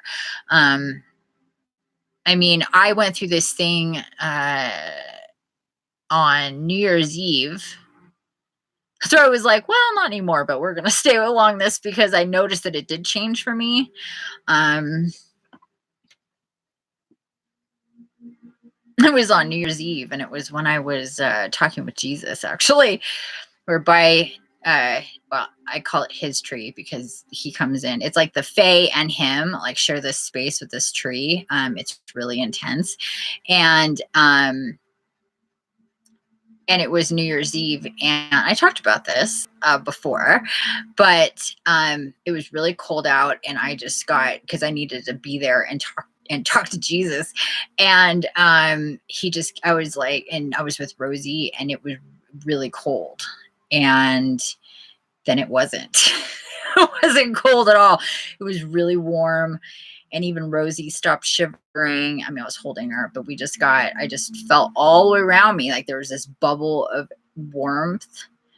And that's really, here we are months later, and it really hasn't changed or gone away. Not that I don't feel cold, but if I'm around other people, I definitely feel colder than if I'm with myself. And if I'm just with one person and they're like, oh, it's cold. And I'm like, I'm actually okay. Like I noticed that I'm still like this warmth thing that happened um has kind of just changed my energy, and it hasn't gone back. So that's been nice. Also, on the flip side, about a year and a half ago when I started working more and more at the dragons have very hot energy as well. And so when I started working with them more, I realized that my tolerance for heat and not feeling heat as much as other people diminished. So where other people were going, oh my God, I'm so hot and they're miserable, I started looking around and going like, I don't feel that anymore. Like I don't feel that it's so hot and I'm miserable thing. It was weird. And what I was told was because I was getting more of that dragon energy and being able to be comfortable with a higher level of heat in my field. So it's worse. So first it happened with the heat, with the hot, and then it happened with the cold within like a year and a half to 2 years of each other. So it can change. But again, for the most part, I'm feeling what other people are feeling. Okay, so let's go back here. So Karen says, I'm shocked that I joined the Navy because I am sensitive to crowds. Yeah, I know. Being on like the thought of being on a cruise, like going on a cruise ship with a fuck ton of people on a boat in the ocean sounds like not a good time to me. It just does not sound like a good time to me. Unless they're full of empaths. And then even then, we feel each other. But like the empath cruise where we don't want to like jump overboard after a day and a half to get away from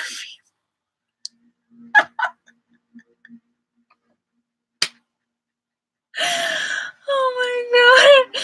That's hilarious.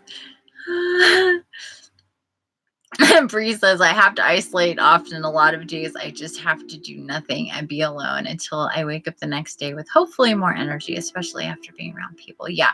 So Bree, yeah, that is definitely how things are for many, many empaths and just the way life works for them. But you have to understand, if you have yet to really clear out yourself in an energetic way, your battery is already at a deficit. So where I used to experience that a whole lot, now I experience that more on an energetic level for the collective and on specific days, like leading up to a gate, I'll be super tired, or in the middle of a gate, I'll be tired, but not so much anymore from heavy lifting of people. So you can manage that to a point where it's not so and so you're not so energetically drained after being around people.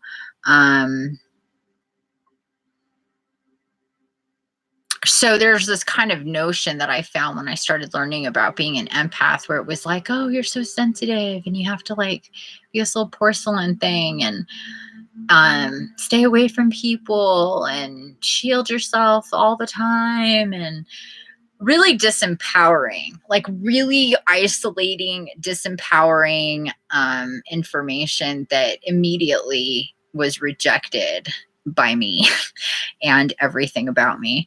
Before I knew anything, I was like, yeah, that doesn't feel right.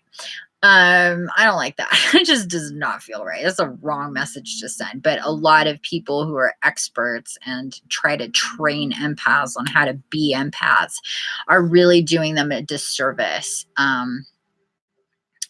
Maybe it's a dark side thing. I don't know. I try not to dwell on it too much, but the fact of the matter is that we don't have to have these major ups and downs.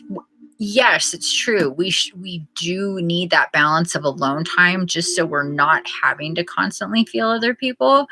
But the experience of being so drained when we do can be lessened. So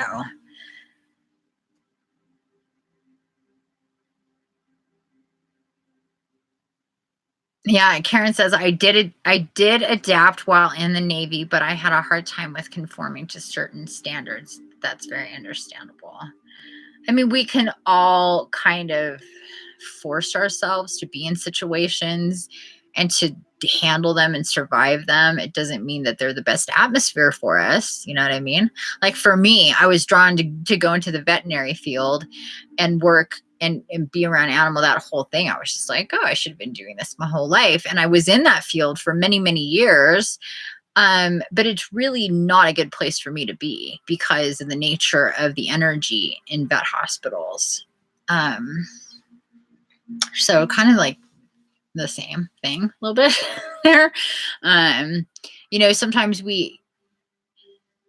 I tell people, once I help identify them as empaths, that you really have to think about your environment. Where do you live? Who do you live with? Where do you work? Where do you go every day? How do you, what are you around? Who are you around? How do you manage who you are and what you do? And if you don't know that you need any management there, then most likely you're doing things that are detrimental to yourself without even knowing it. But we'll adapt. we'll deal. We might be tired all the time. We emotionally drained all the time, and for a lot of us not even knowing that this is the reason and the problem um is the problem, it's not knowing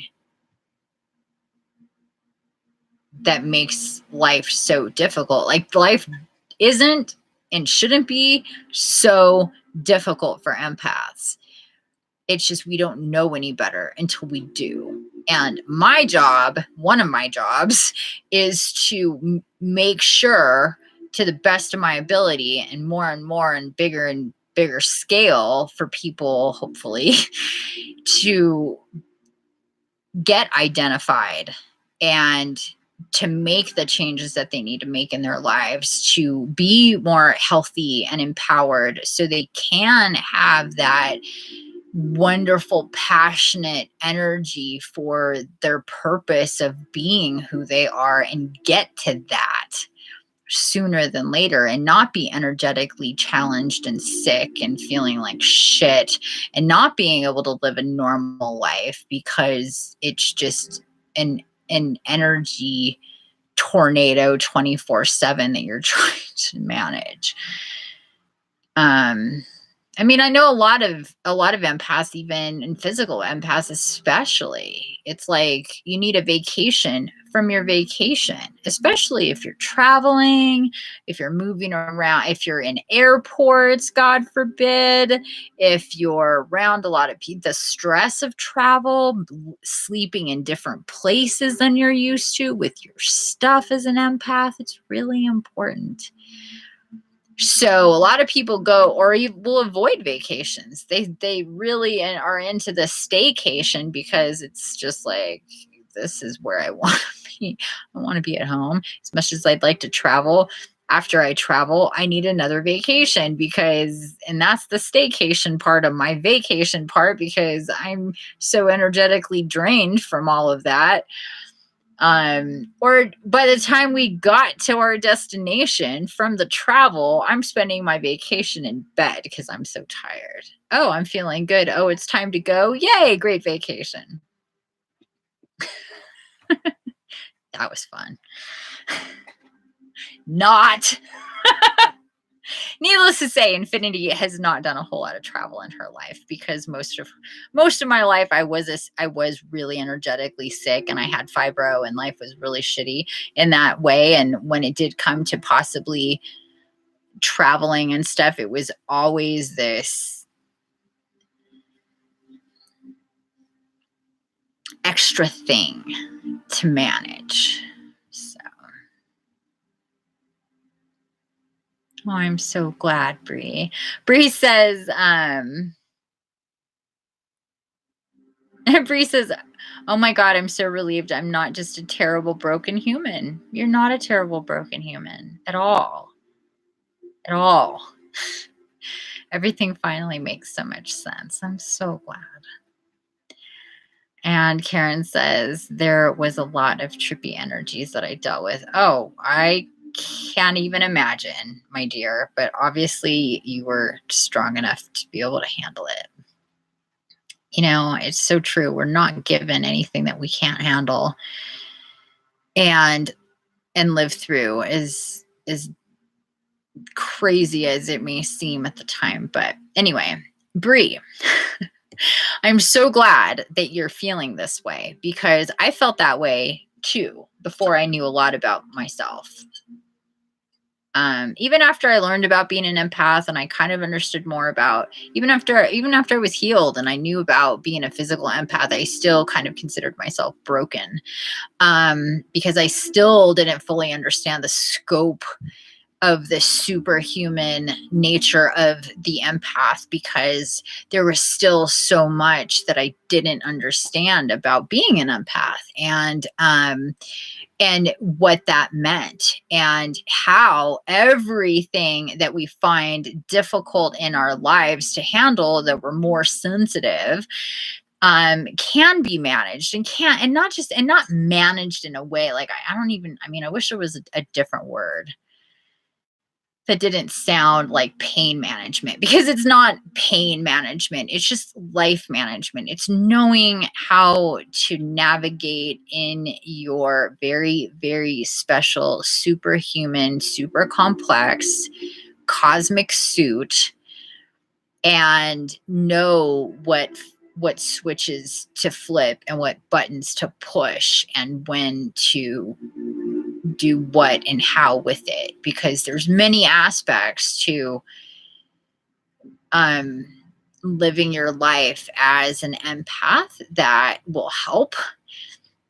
I mean, and this is why I'm so in love with my own story, because if somebody like me, who couldn't even barely get out of bed and walk to the grocery store and shop for myself because that was too much, I was that sick. I was so sick at times energetically because of what I was, and I didn't know it. To this completely 180 person that is so ultra healthy and has so much energy and is really physically strong, like strong. And I never thought that that would be my reality. I never thought that I would not be, I just wanted to be normal and not be a sick person with whatever this fibro was that was so difficult for everybody, especially myself, to understand. And anybody who's been diagnosed with that illness will say that. They'll be like, it's jacked up. It's completely impossible to understand because it changes so much. When you're a physical empath is super sensitive to energy changes so much. So of course you're going to change so much in how you feel. It makes perfect sense once you know. And there's a lot of people with that reality that they're either super sick and broken or just they don't work right. Something's wrong. They look around at other people and they're different. These other people are not like me. They don't have these problems like I have.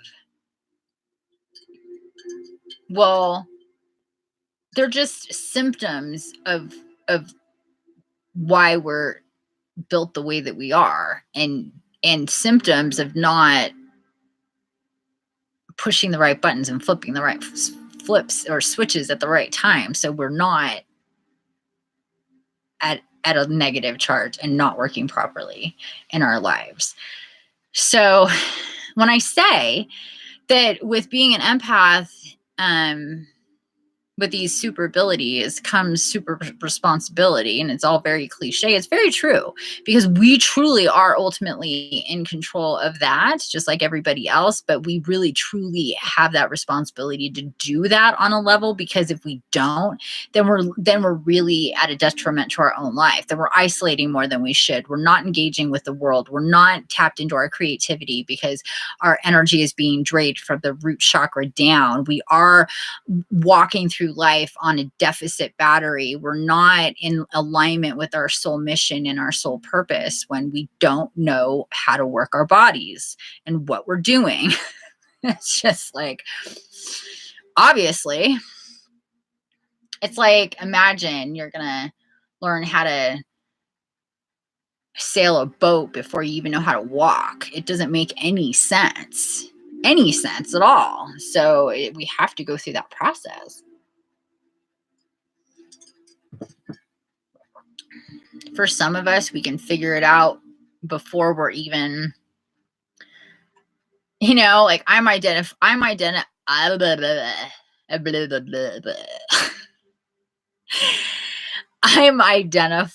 empaths as the children now. Children are being identified as empaths and physical empaths at a very young age now. So they don't have to live 40 years in misery. And they can just start off young, understanding what's all going up in there. And the sooner that we identify these things within ourselves and with our children, the way more super abilities that they're going to be able to use and employ in a really intense way. Their psychic abilities just being one, their healing abilities, their creative abilities, their channeling abilities.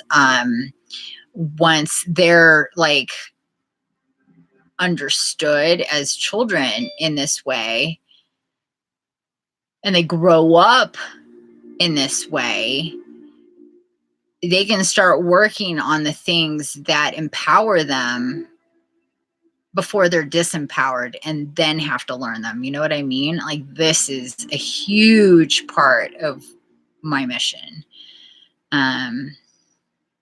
So we don't look at our children like we have and watch their lives do what they've done because we didn't know any better as parents. I can say that. I didn't know any better for myself. I sure as shit didn't know any better for my son, and he's a physical empath too. So, you know, I've already been through that, you know. You could say, I wish I would have known and things would have been different, but it needs to be the way that it is now. And we're here now, and going forward, the mission is to educate other people about themselves and their children and or, you know, just people around them, you know, so they can start to understand how to learn their body, their physical vehicle, and drive it optimally is key. Excuse me. Karen says, I know that's right. Yes, it is. Kevin says, yeah, I don't know how to help Peyton with those things.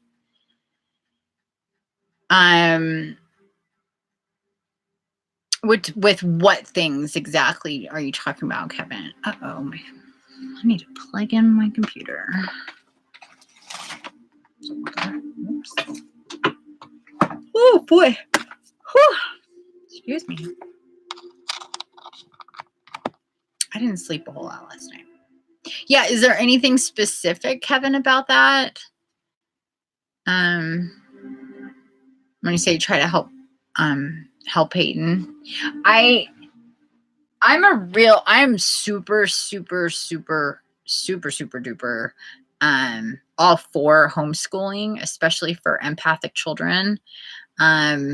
Because being in a school environment is extraordinarily difficult for pretty much every empath. And we have problems with learning. We have problems socially as children in regular traditional schools. So if if as a parent, you're able to take a child out of the traditional school and either do a charter school thing where there's less children, or a homeschool thing, or maybe with just a small group of children instead of the traditional big school thing, right there, you're going to help your child.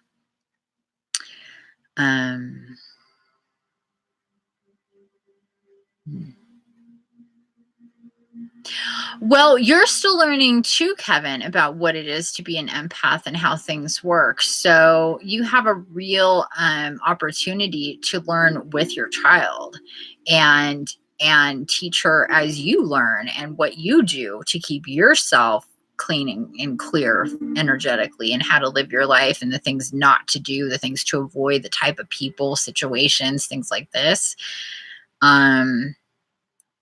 It just really needs to be a focal point. It needs to be a priority so she can grow up and not have energetic issues, and be able to cultivate the abilities that she was born with. She struggles, or is that what this is? Yeah. Karen says, my son is 26 now. If I would have known when he was little, I would have handled him differently because he's an empath. He's empathic too. Yeah. Yeah. Oh yeah, me too. I would have done things very differently with my son if I had known. I would have done things very differently with myself if I had known, but we didn't know. So now we do. We do the best we can when we know. We don't know what we don't know. I mean, if somebody came up to you, Karen, and said, I have this whole understanding about the best way to parent your child because he's special, and you go, fuck you, no, then yeah, feel bad about it. But you know what? You didn't know. I didn't know. We didn't know. We did the best that we could as parents, and it's a learning process. We're pioneering all of this stuff. We're pioneers in this way of understanding what it is that we're even doing here and what you know what I mean? Like, we just have to go easy on ourselves about all this stuff and just really, understand just how in the infancy of understanding this stuff that, where most people are, and just, do the best that we can with the most amount of information that we have and actively pursue information. We need to do that. Like, I've met a lot of people who are like, oh, really? You think I'm an empath? Oh, interesting. Whatever. My life sucks, but I'm going to continue to do everything 100% the way that I've been doing it. And then I go, okay, you go do you. I can't, because, that's how some people are. And that's fine if that's what they want to do. But I try to convey a real urgency to understanding this on a real level and not turning away from that, like, I'm different thing, or maybe it's hokey pokey and I don't understand it, or whatever, how people decide, like, I don't want to be different. Well, tough shit. I mean, my son told me that himself. I don't want to be different. I don't want to be this. And I don't want to be. And I'm like, yeah, that's just tough shit. Sorry. Just because you don't wanna. I don't wanna.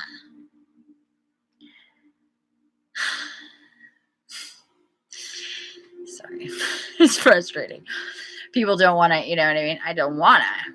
Okay, then don't. You have the choice, I guess. You know what I mean? You can't, at a certain point, as parents, we need to say, just like, I know this to be true for you, Karen.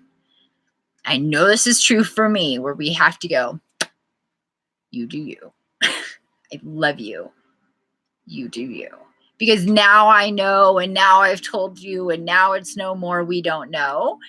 You need to, you need to do you. It's with our children, with our friends, with our family, with anything that, you can literally lead the horse to water. But if they don't want to drink, they're not going to drink. And that's just how it is. So I've identified empaths who went, oh my God, my life is, holy moly, now I can see the light. I see how different it is. I can see all the ways in which this has affected my life. I mean, like, I get acne.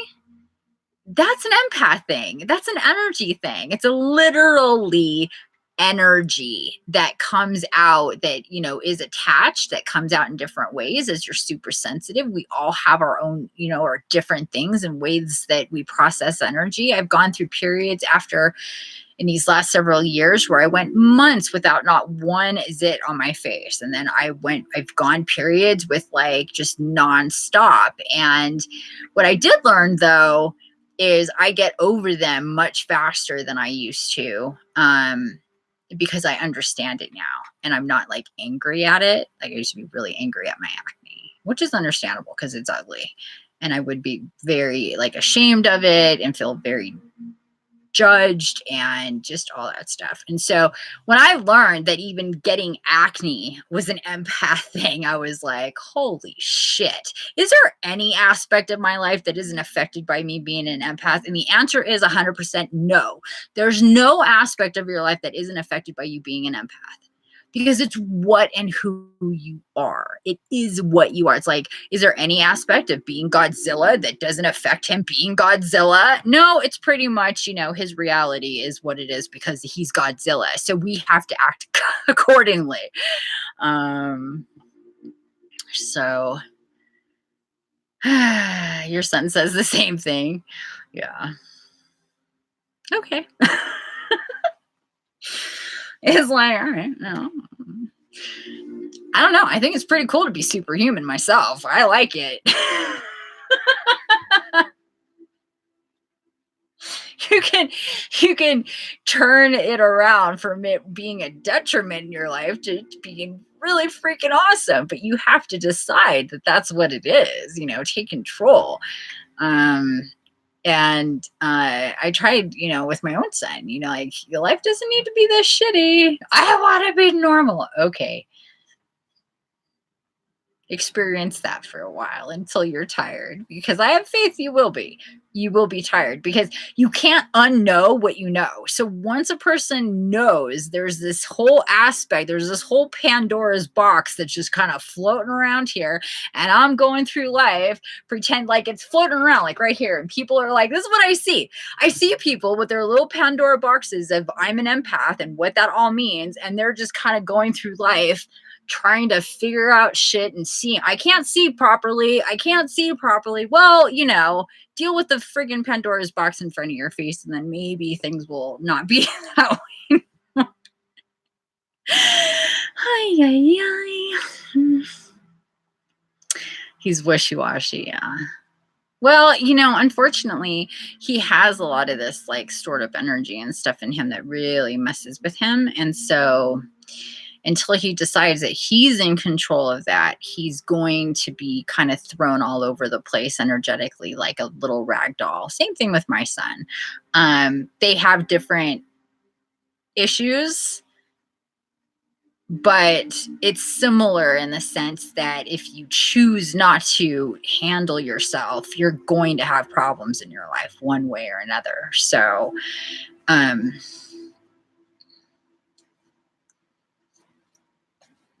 yeah. Okay, so let's see, anything else that I want to talk. Okay, so we talked about the whole being an empath thing. We went through these traits, so we have a little bit more understanding about how it affects us, and that's just that's a short list. If you want to know more, please Google and be mindful of what you're reading. Feel into the energy. I like her, and I like the articles on Psychology Today, because they are not fear-based, they're empowering, and they come from a psychological level that people tend to put more weight in. And when I found that there's a lot of information about empaths and being an empath and how we're different, there's even an article on there about how music affects empaths differently. It's a real thing. Why is that? Why is it that music affects empaths differently? Just, intellectualize that for a second. Why would we feel and process music differently? Because we're more energetically sensitive, and music is sound, and sound is vibration, and vibration is energy, and blah, blah, blah, blah, blah. And so we feel music differently. We hear music differently. We crave the sound of different tones in music differently. It's a very real thing. And there's an article in Psychology Today about that. It's really, really cool. Kevin says music is a must, all kind. Cellos, yeah, they have a great tone, don't they? Love cellos. I love I love all music. Definitely. Strings, though, tend to have a very interesting vibration. And there's the wind. Like this right here. Wind instruments. The airs. Oh, this is a flute. I know Gabriel is supposed to have a trumpet. But this was pretty close. It's really dirty. But it is a flute. I actually took the flute in 6th grade for about 2 seconds. It is not this flute. I was given this flute by one of my neighbors. And he's like, you want a flute? And I was like, are you shitting me? Of course I want a flute. Why wouldn't I want a flute? That's crazy. Okay, don't make fun of me.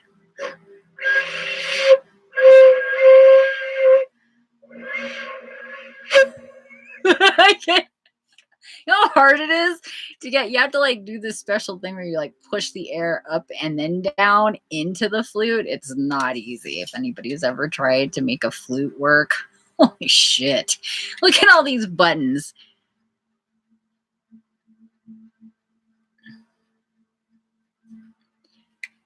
This thing is filthy, but it branches.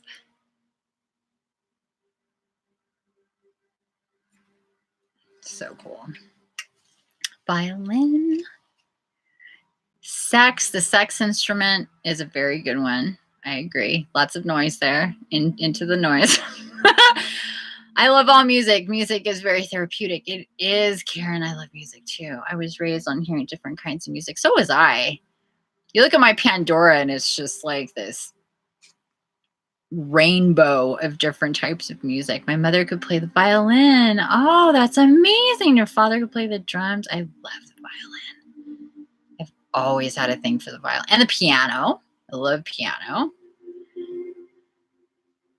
Drums are fun.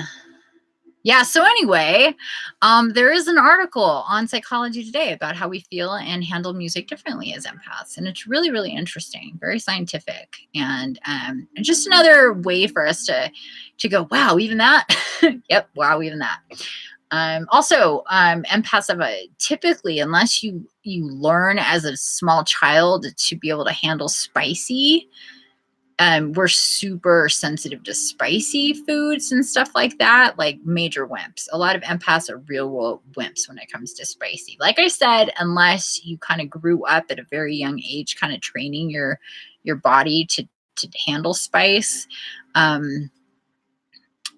we tend to be really sensitive in that regard as well.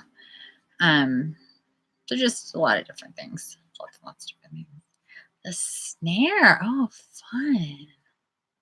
Okay, so we can always come back around to, that stuff. I do want to, we're 2 hours, 5. Really? We've all been here for 2 hours. Seriously? How is that possible? It doesn't feel like 2 hours. That's crazy. I've been talking for 2 hours.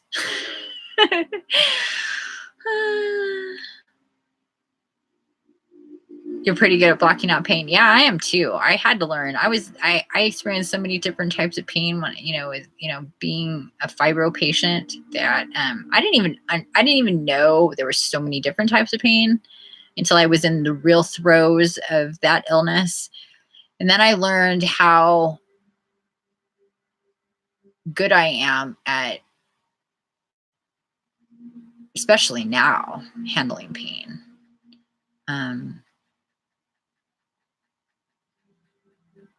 Yeah, that changed.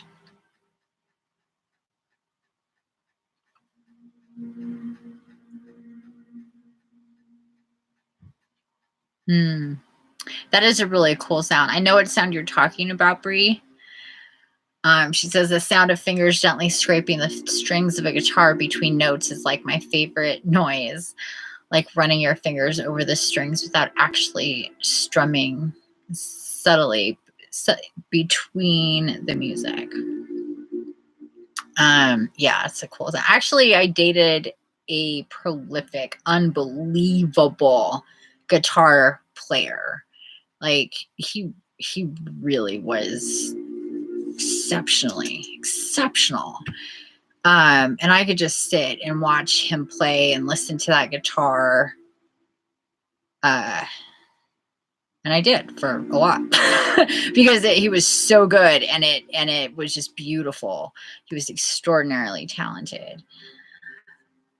I'd like to learn how to play the guitar because it's a beautiful instrument, and I just haven't. I took to the piano really easily. I was able to watch somebody play a song, not like read music because that makes my brain hurt, but by sound and sight, I learned songs really fast when I was a kid. It'd be interesting to know what I could do with that now. Okay, so I want to talk about shielding now and clearing. And so shielding is, I don't know, this eye is just really bothering me. Sorry, I keep messing with it, but it's like, I learned that the whole mold thing will start to affect your eyes. In these last few days, it's been like, it's like there's this pressure and a film over my eyes all the time, and it's really uncomfortable. It's like, yeah, pressure. Okay, so shielding. Shielding is the concept in quantum physics where you very mentally and intentionally build a field of energy around you that protects you. So it's called shielding. Another thing too that goes hand in hand with shielding is grounding or earthing. Extremely important. So is there anybody here who isn't familiar with either of those things, shielding or grounding, and what they mean or what they do? If you're not, please let me know and I'll get more into depth about that. Or if you have any questions about it. So it's really important to do both, to do shielding and to do grounding.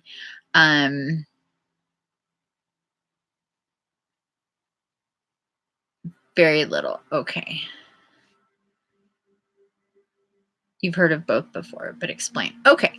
So grounding, number one. Grounding is when we connect with Gaia.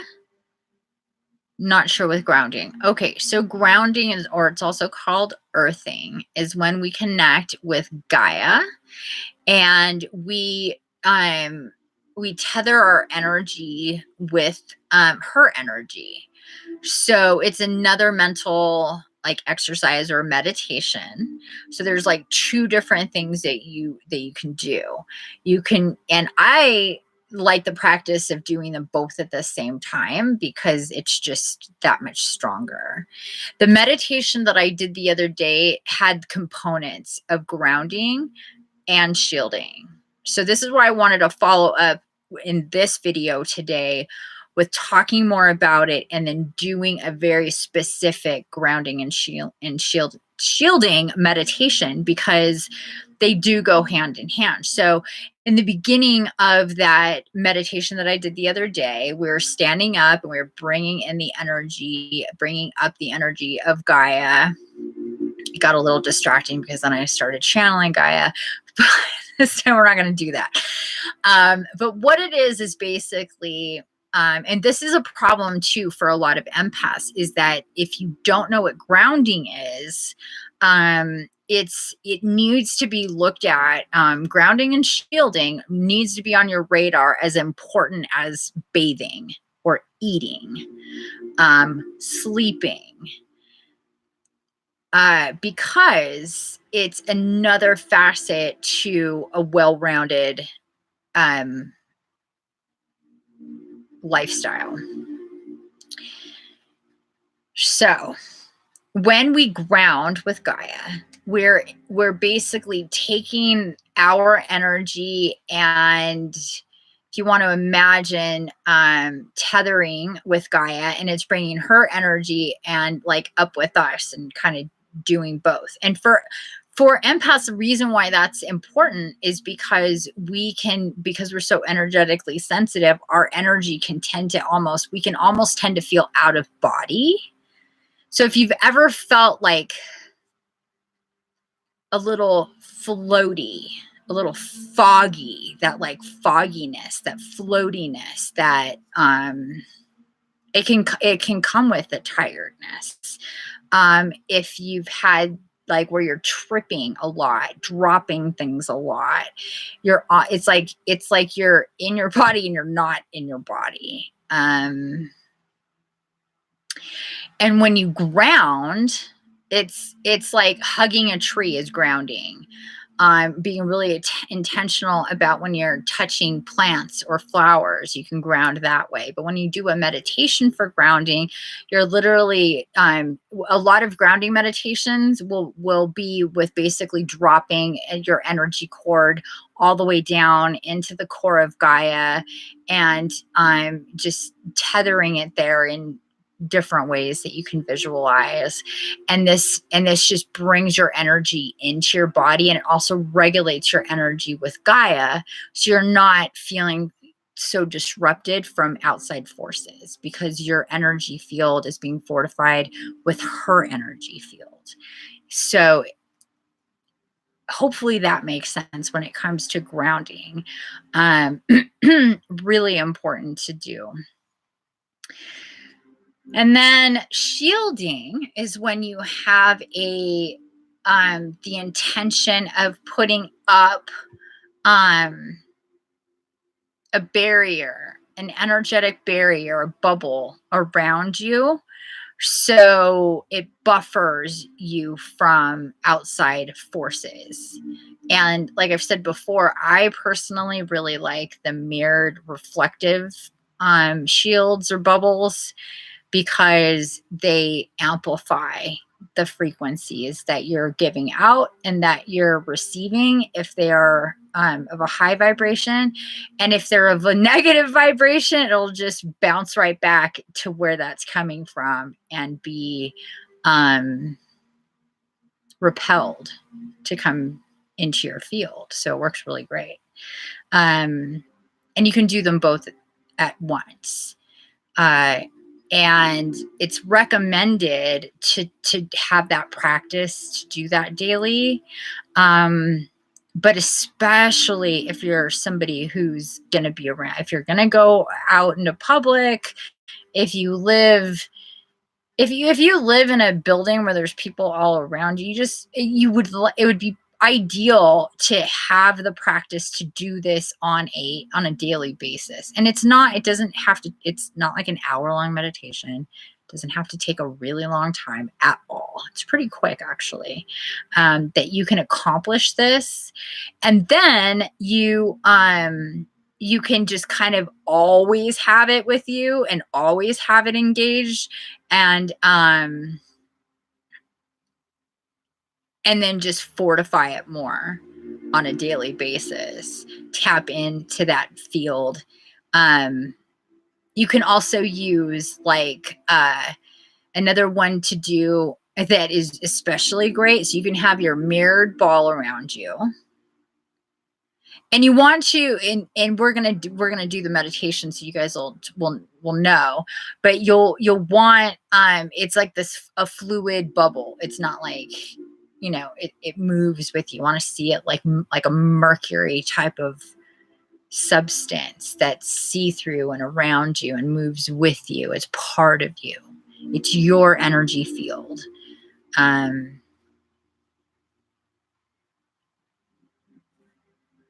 It is grounding if you're touching leaves or bushes during your walks outside. Absolutely. If you're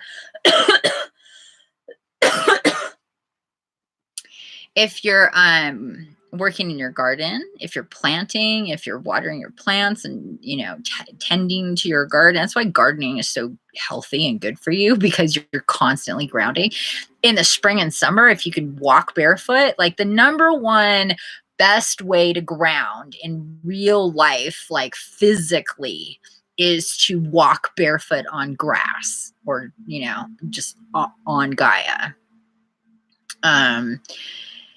But even if you're on the 50th floor of a high rise, you can work your energy into Gaia, and you can pull her energy up into you and do grounding. They actually also sell like grounding pads that you can buy, but you don't need them.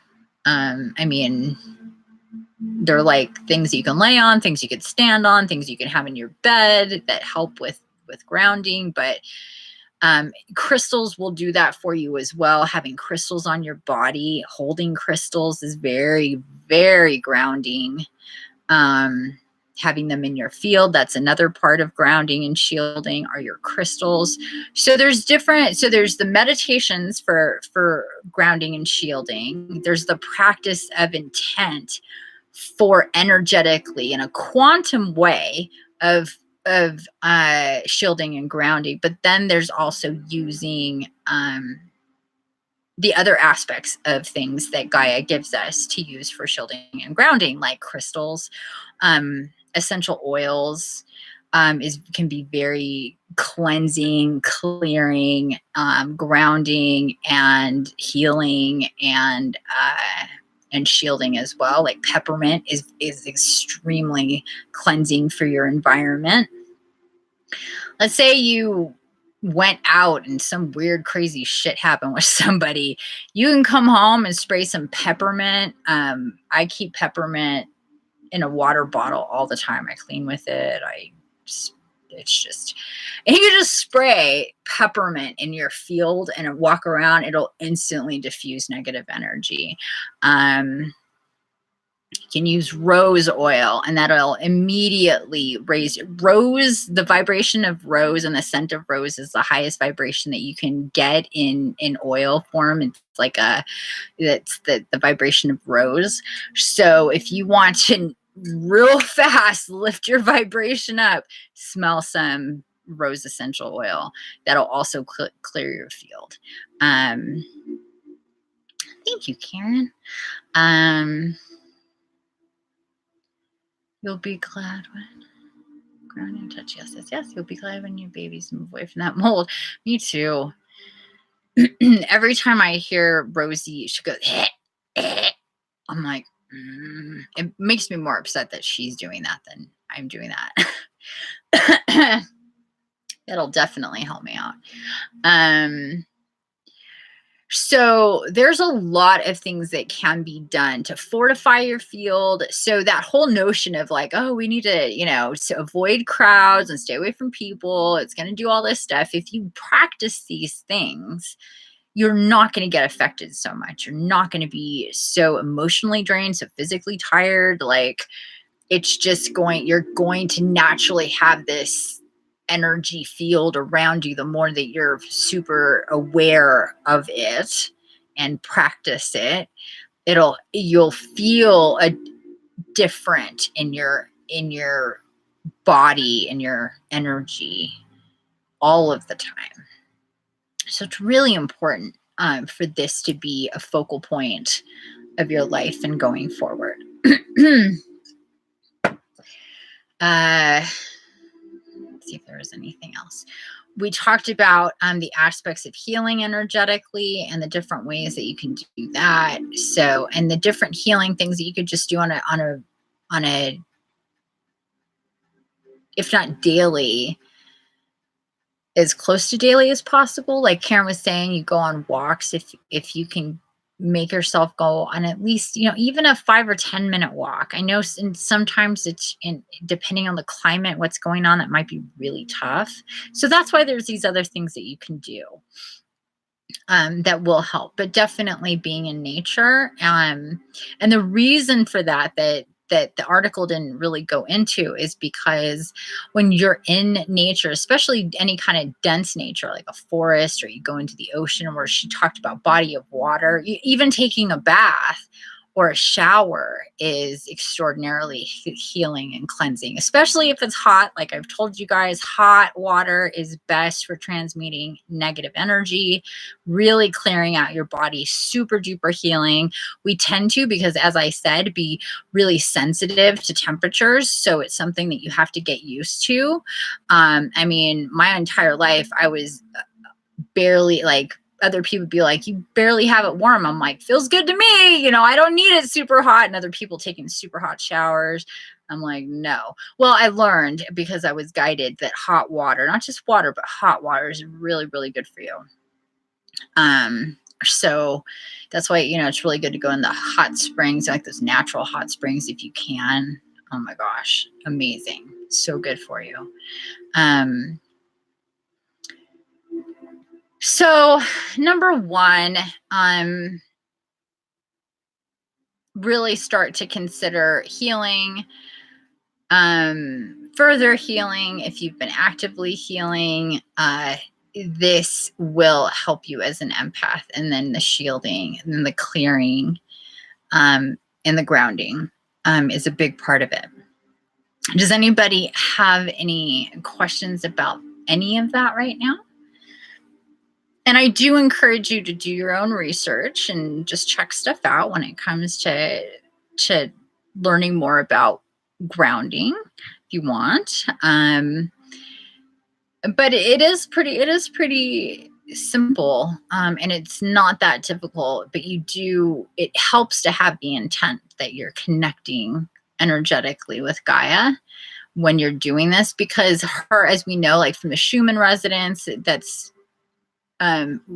rising, and from the sheer fact that the poles are shifting and so much is coming at us on an energetic level from like enlightenment energies from just what we're doing and going through these portals and all of this stuff, and it's just really intense. Like if you guys listened or did the meditation from the other day, she talks about this. She talks about how important it is, and how she is also rising in her vibration, how important it is to connect, and how we've been talking about all this. And so it's been a real focal point of hers to me, and this is why I'm here today, to talk about this stuff, because it's really important for your overall health to be grounded, shielded, and to do clearing. Now, the clearing aspect of it would be, like I mentioned, with the like the peppermint water, you can spray that. That'll help you clear. Burning sage and Palo Santo will also help with energy. Taking showers will help with energy. Going into nature will help clear your energy field. Calling in your angelics in a meditation to help clear your field will clear your field. So just because you ground and you shield and you're practicing energetic healing doesn't mean shit's not going to stick, because it will. Shit will stick. You will not walk out into the world and come back with clean shoes or clean feet. It's impossible. They're going to get dirty. So you're going to need to clear. Clearing is really important. It's a other aspect of healing on a very intentional, constant basis. So you want to practice clearing as well. Clearing your energy field. If you get into the practice of a morning and night routine, even better. If you're practicing clearing before you go to bed at night and get into astral state, that's the best thing you can possibly do, because then you're heading into bed, you're heading into sleep, cleared of energy to the best of your ability and your intent, doing the whatever different things. You can sit, do a meditation, hold on to some crystals, do these different things. Take a hot shower before bed. Some people really like doing that. They like showering before bed, and that's great. Everybody's different, and things work differently for different people, and things aren't always going to be the same for you every single day. But if you can be mindful of it, that you want to have this, like, I start my day grounded and shielded, I end my day grounded and cleared. Very helpful. Also very helpful to use the moon cycles as part of your practice for your environment. So I like to have a practice where I, at least, if I'm not doing it more often, which I do, is to have a cleansing of full on saging for the new moon every year. I mean, every month. Open up all the windows, really get the sage in all the corners, as well as do a good sweep of, my floors, that whole kind of thing. New moon is a good time to have that marked on your calendar to do that kind of stuff. Because it's a new moon. It's a perfect time. Perfect, perfect time to do that. Willow! Hi, Willow. I'm glad you're here. Rise together, Willow Pillow. Hello. Okay, so I do believe I've gone through the different things I wanted to talk about in regards to the importance. Hopefully I've put that across how important it is to do these things to first off understand the different aspects of being an empath, why it's important to do shielding and grounding and clearing and healing. So I think I covered everything there that I had on the top of my head. Does anybody have any more questions? And hopefully I saw all of your comments today. I realized watching the last one back that there was a lot that didn't, even though I had it on live, and I have it on live now, even though I had it on live chat, that when I played it back, there was all sorts of things that I saw from people that was not popping up. Because, I'm pretty good at looking at that. So if I'm ever just ignoring something that you're saying,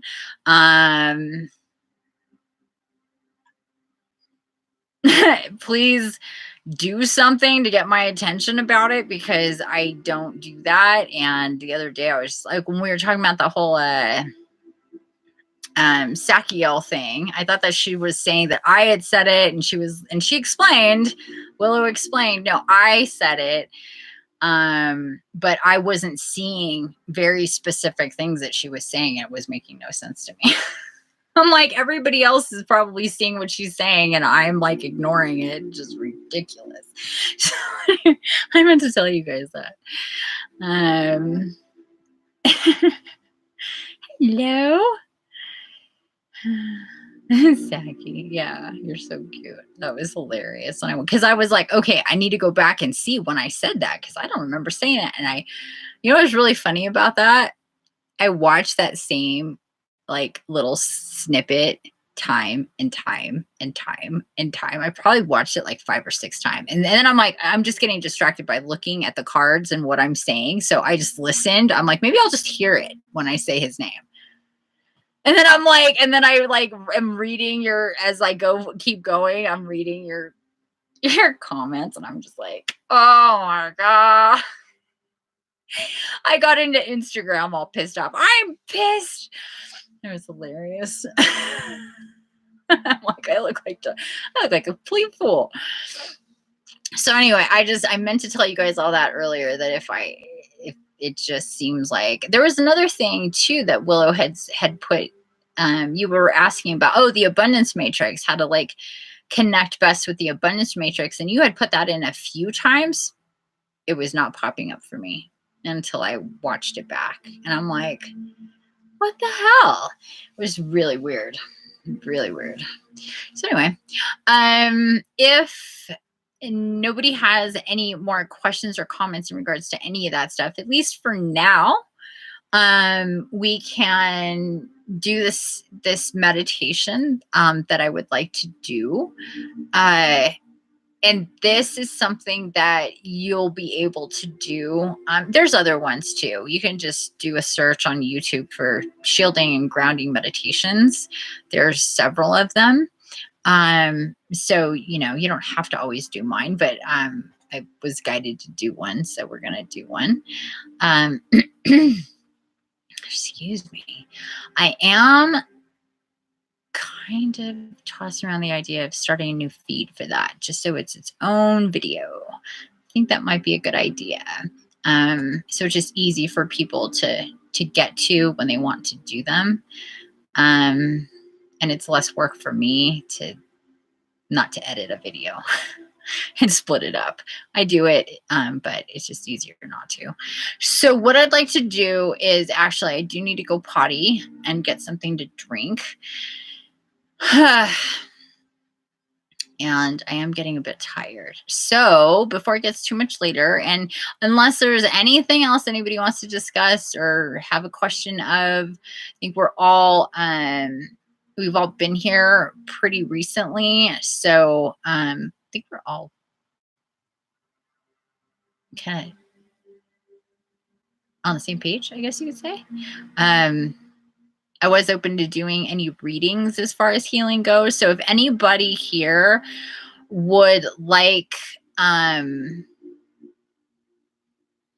kind of psychic advice in regards to your own personal healing and anything that you might want extra information about, I can do that for you.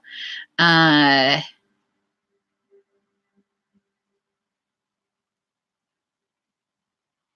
know the drill.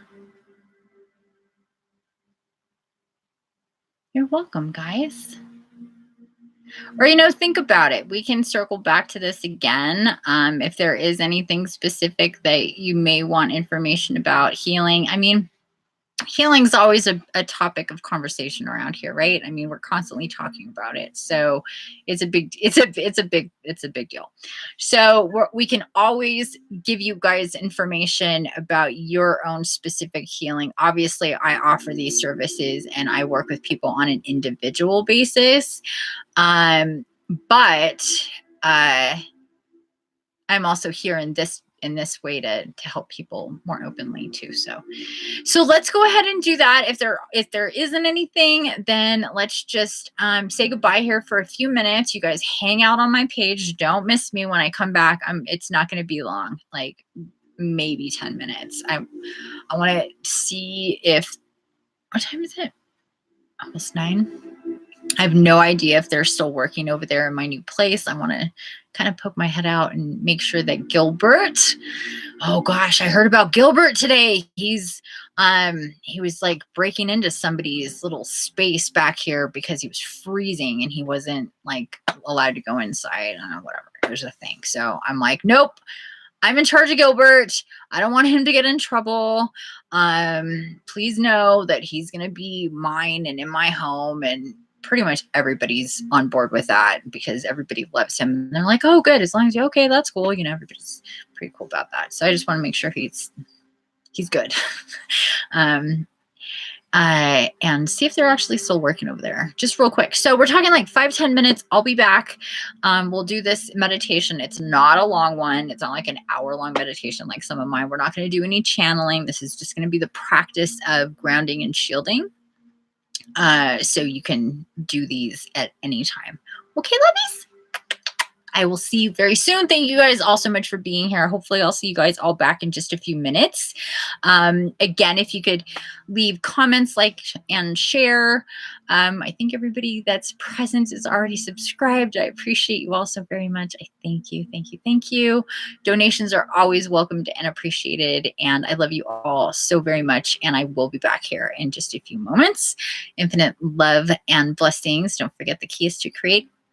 And I do very sincerely love you already. Okay, bye guys. See you soon.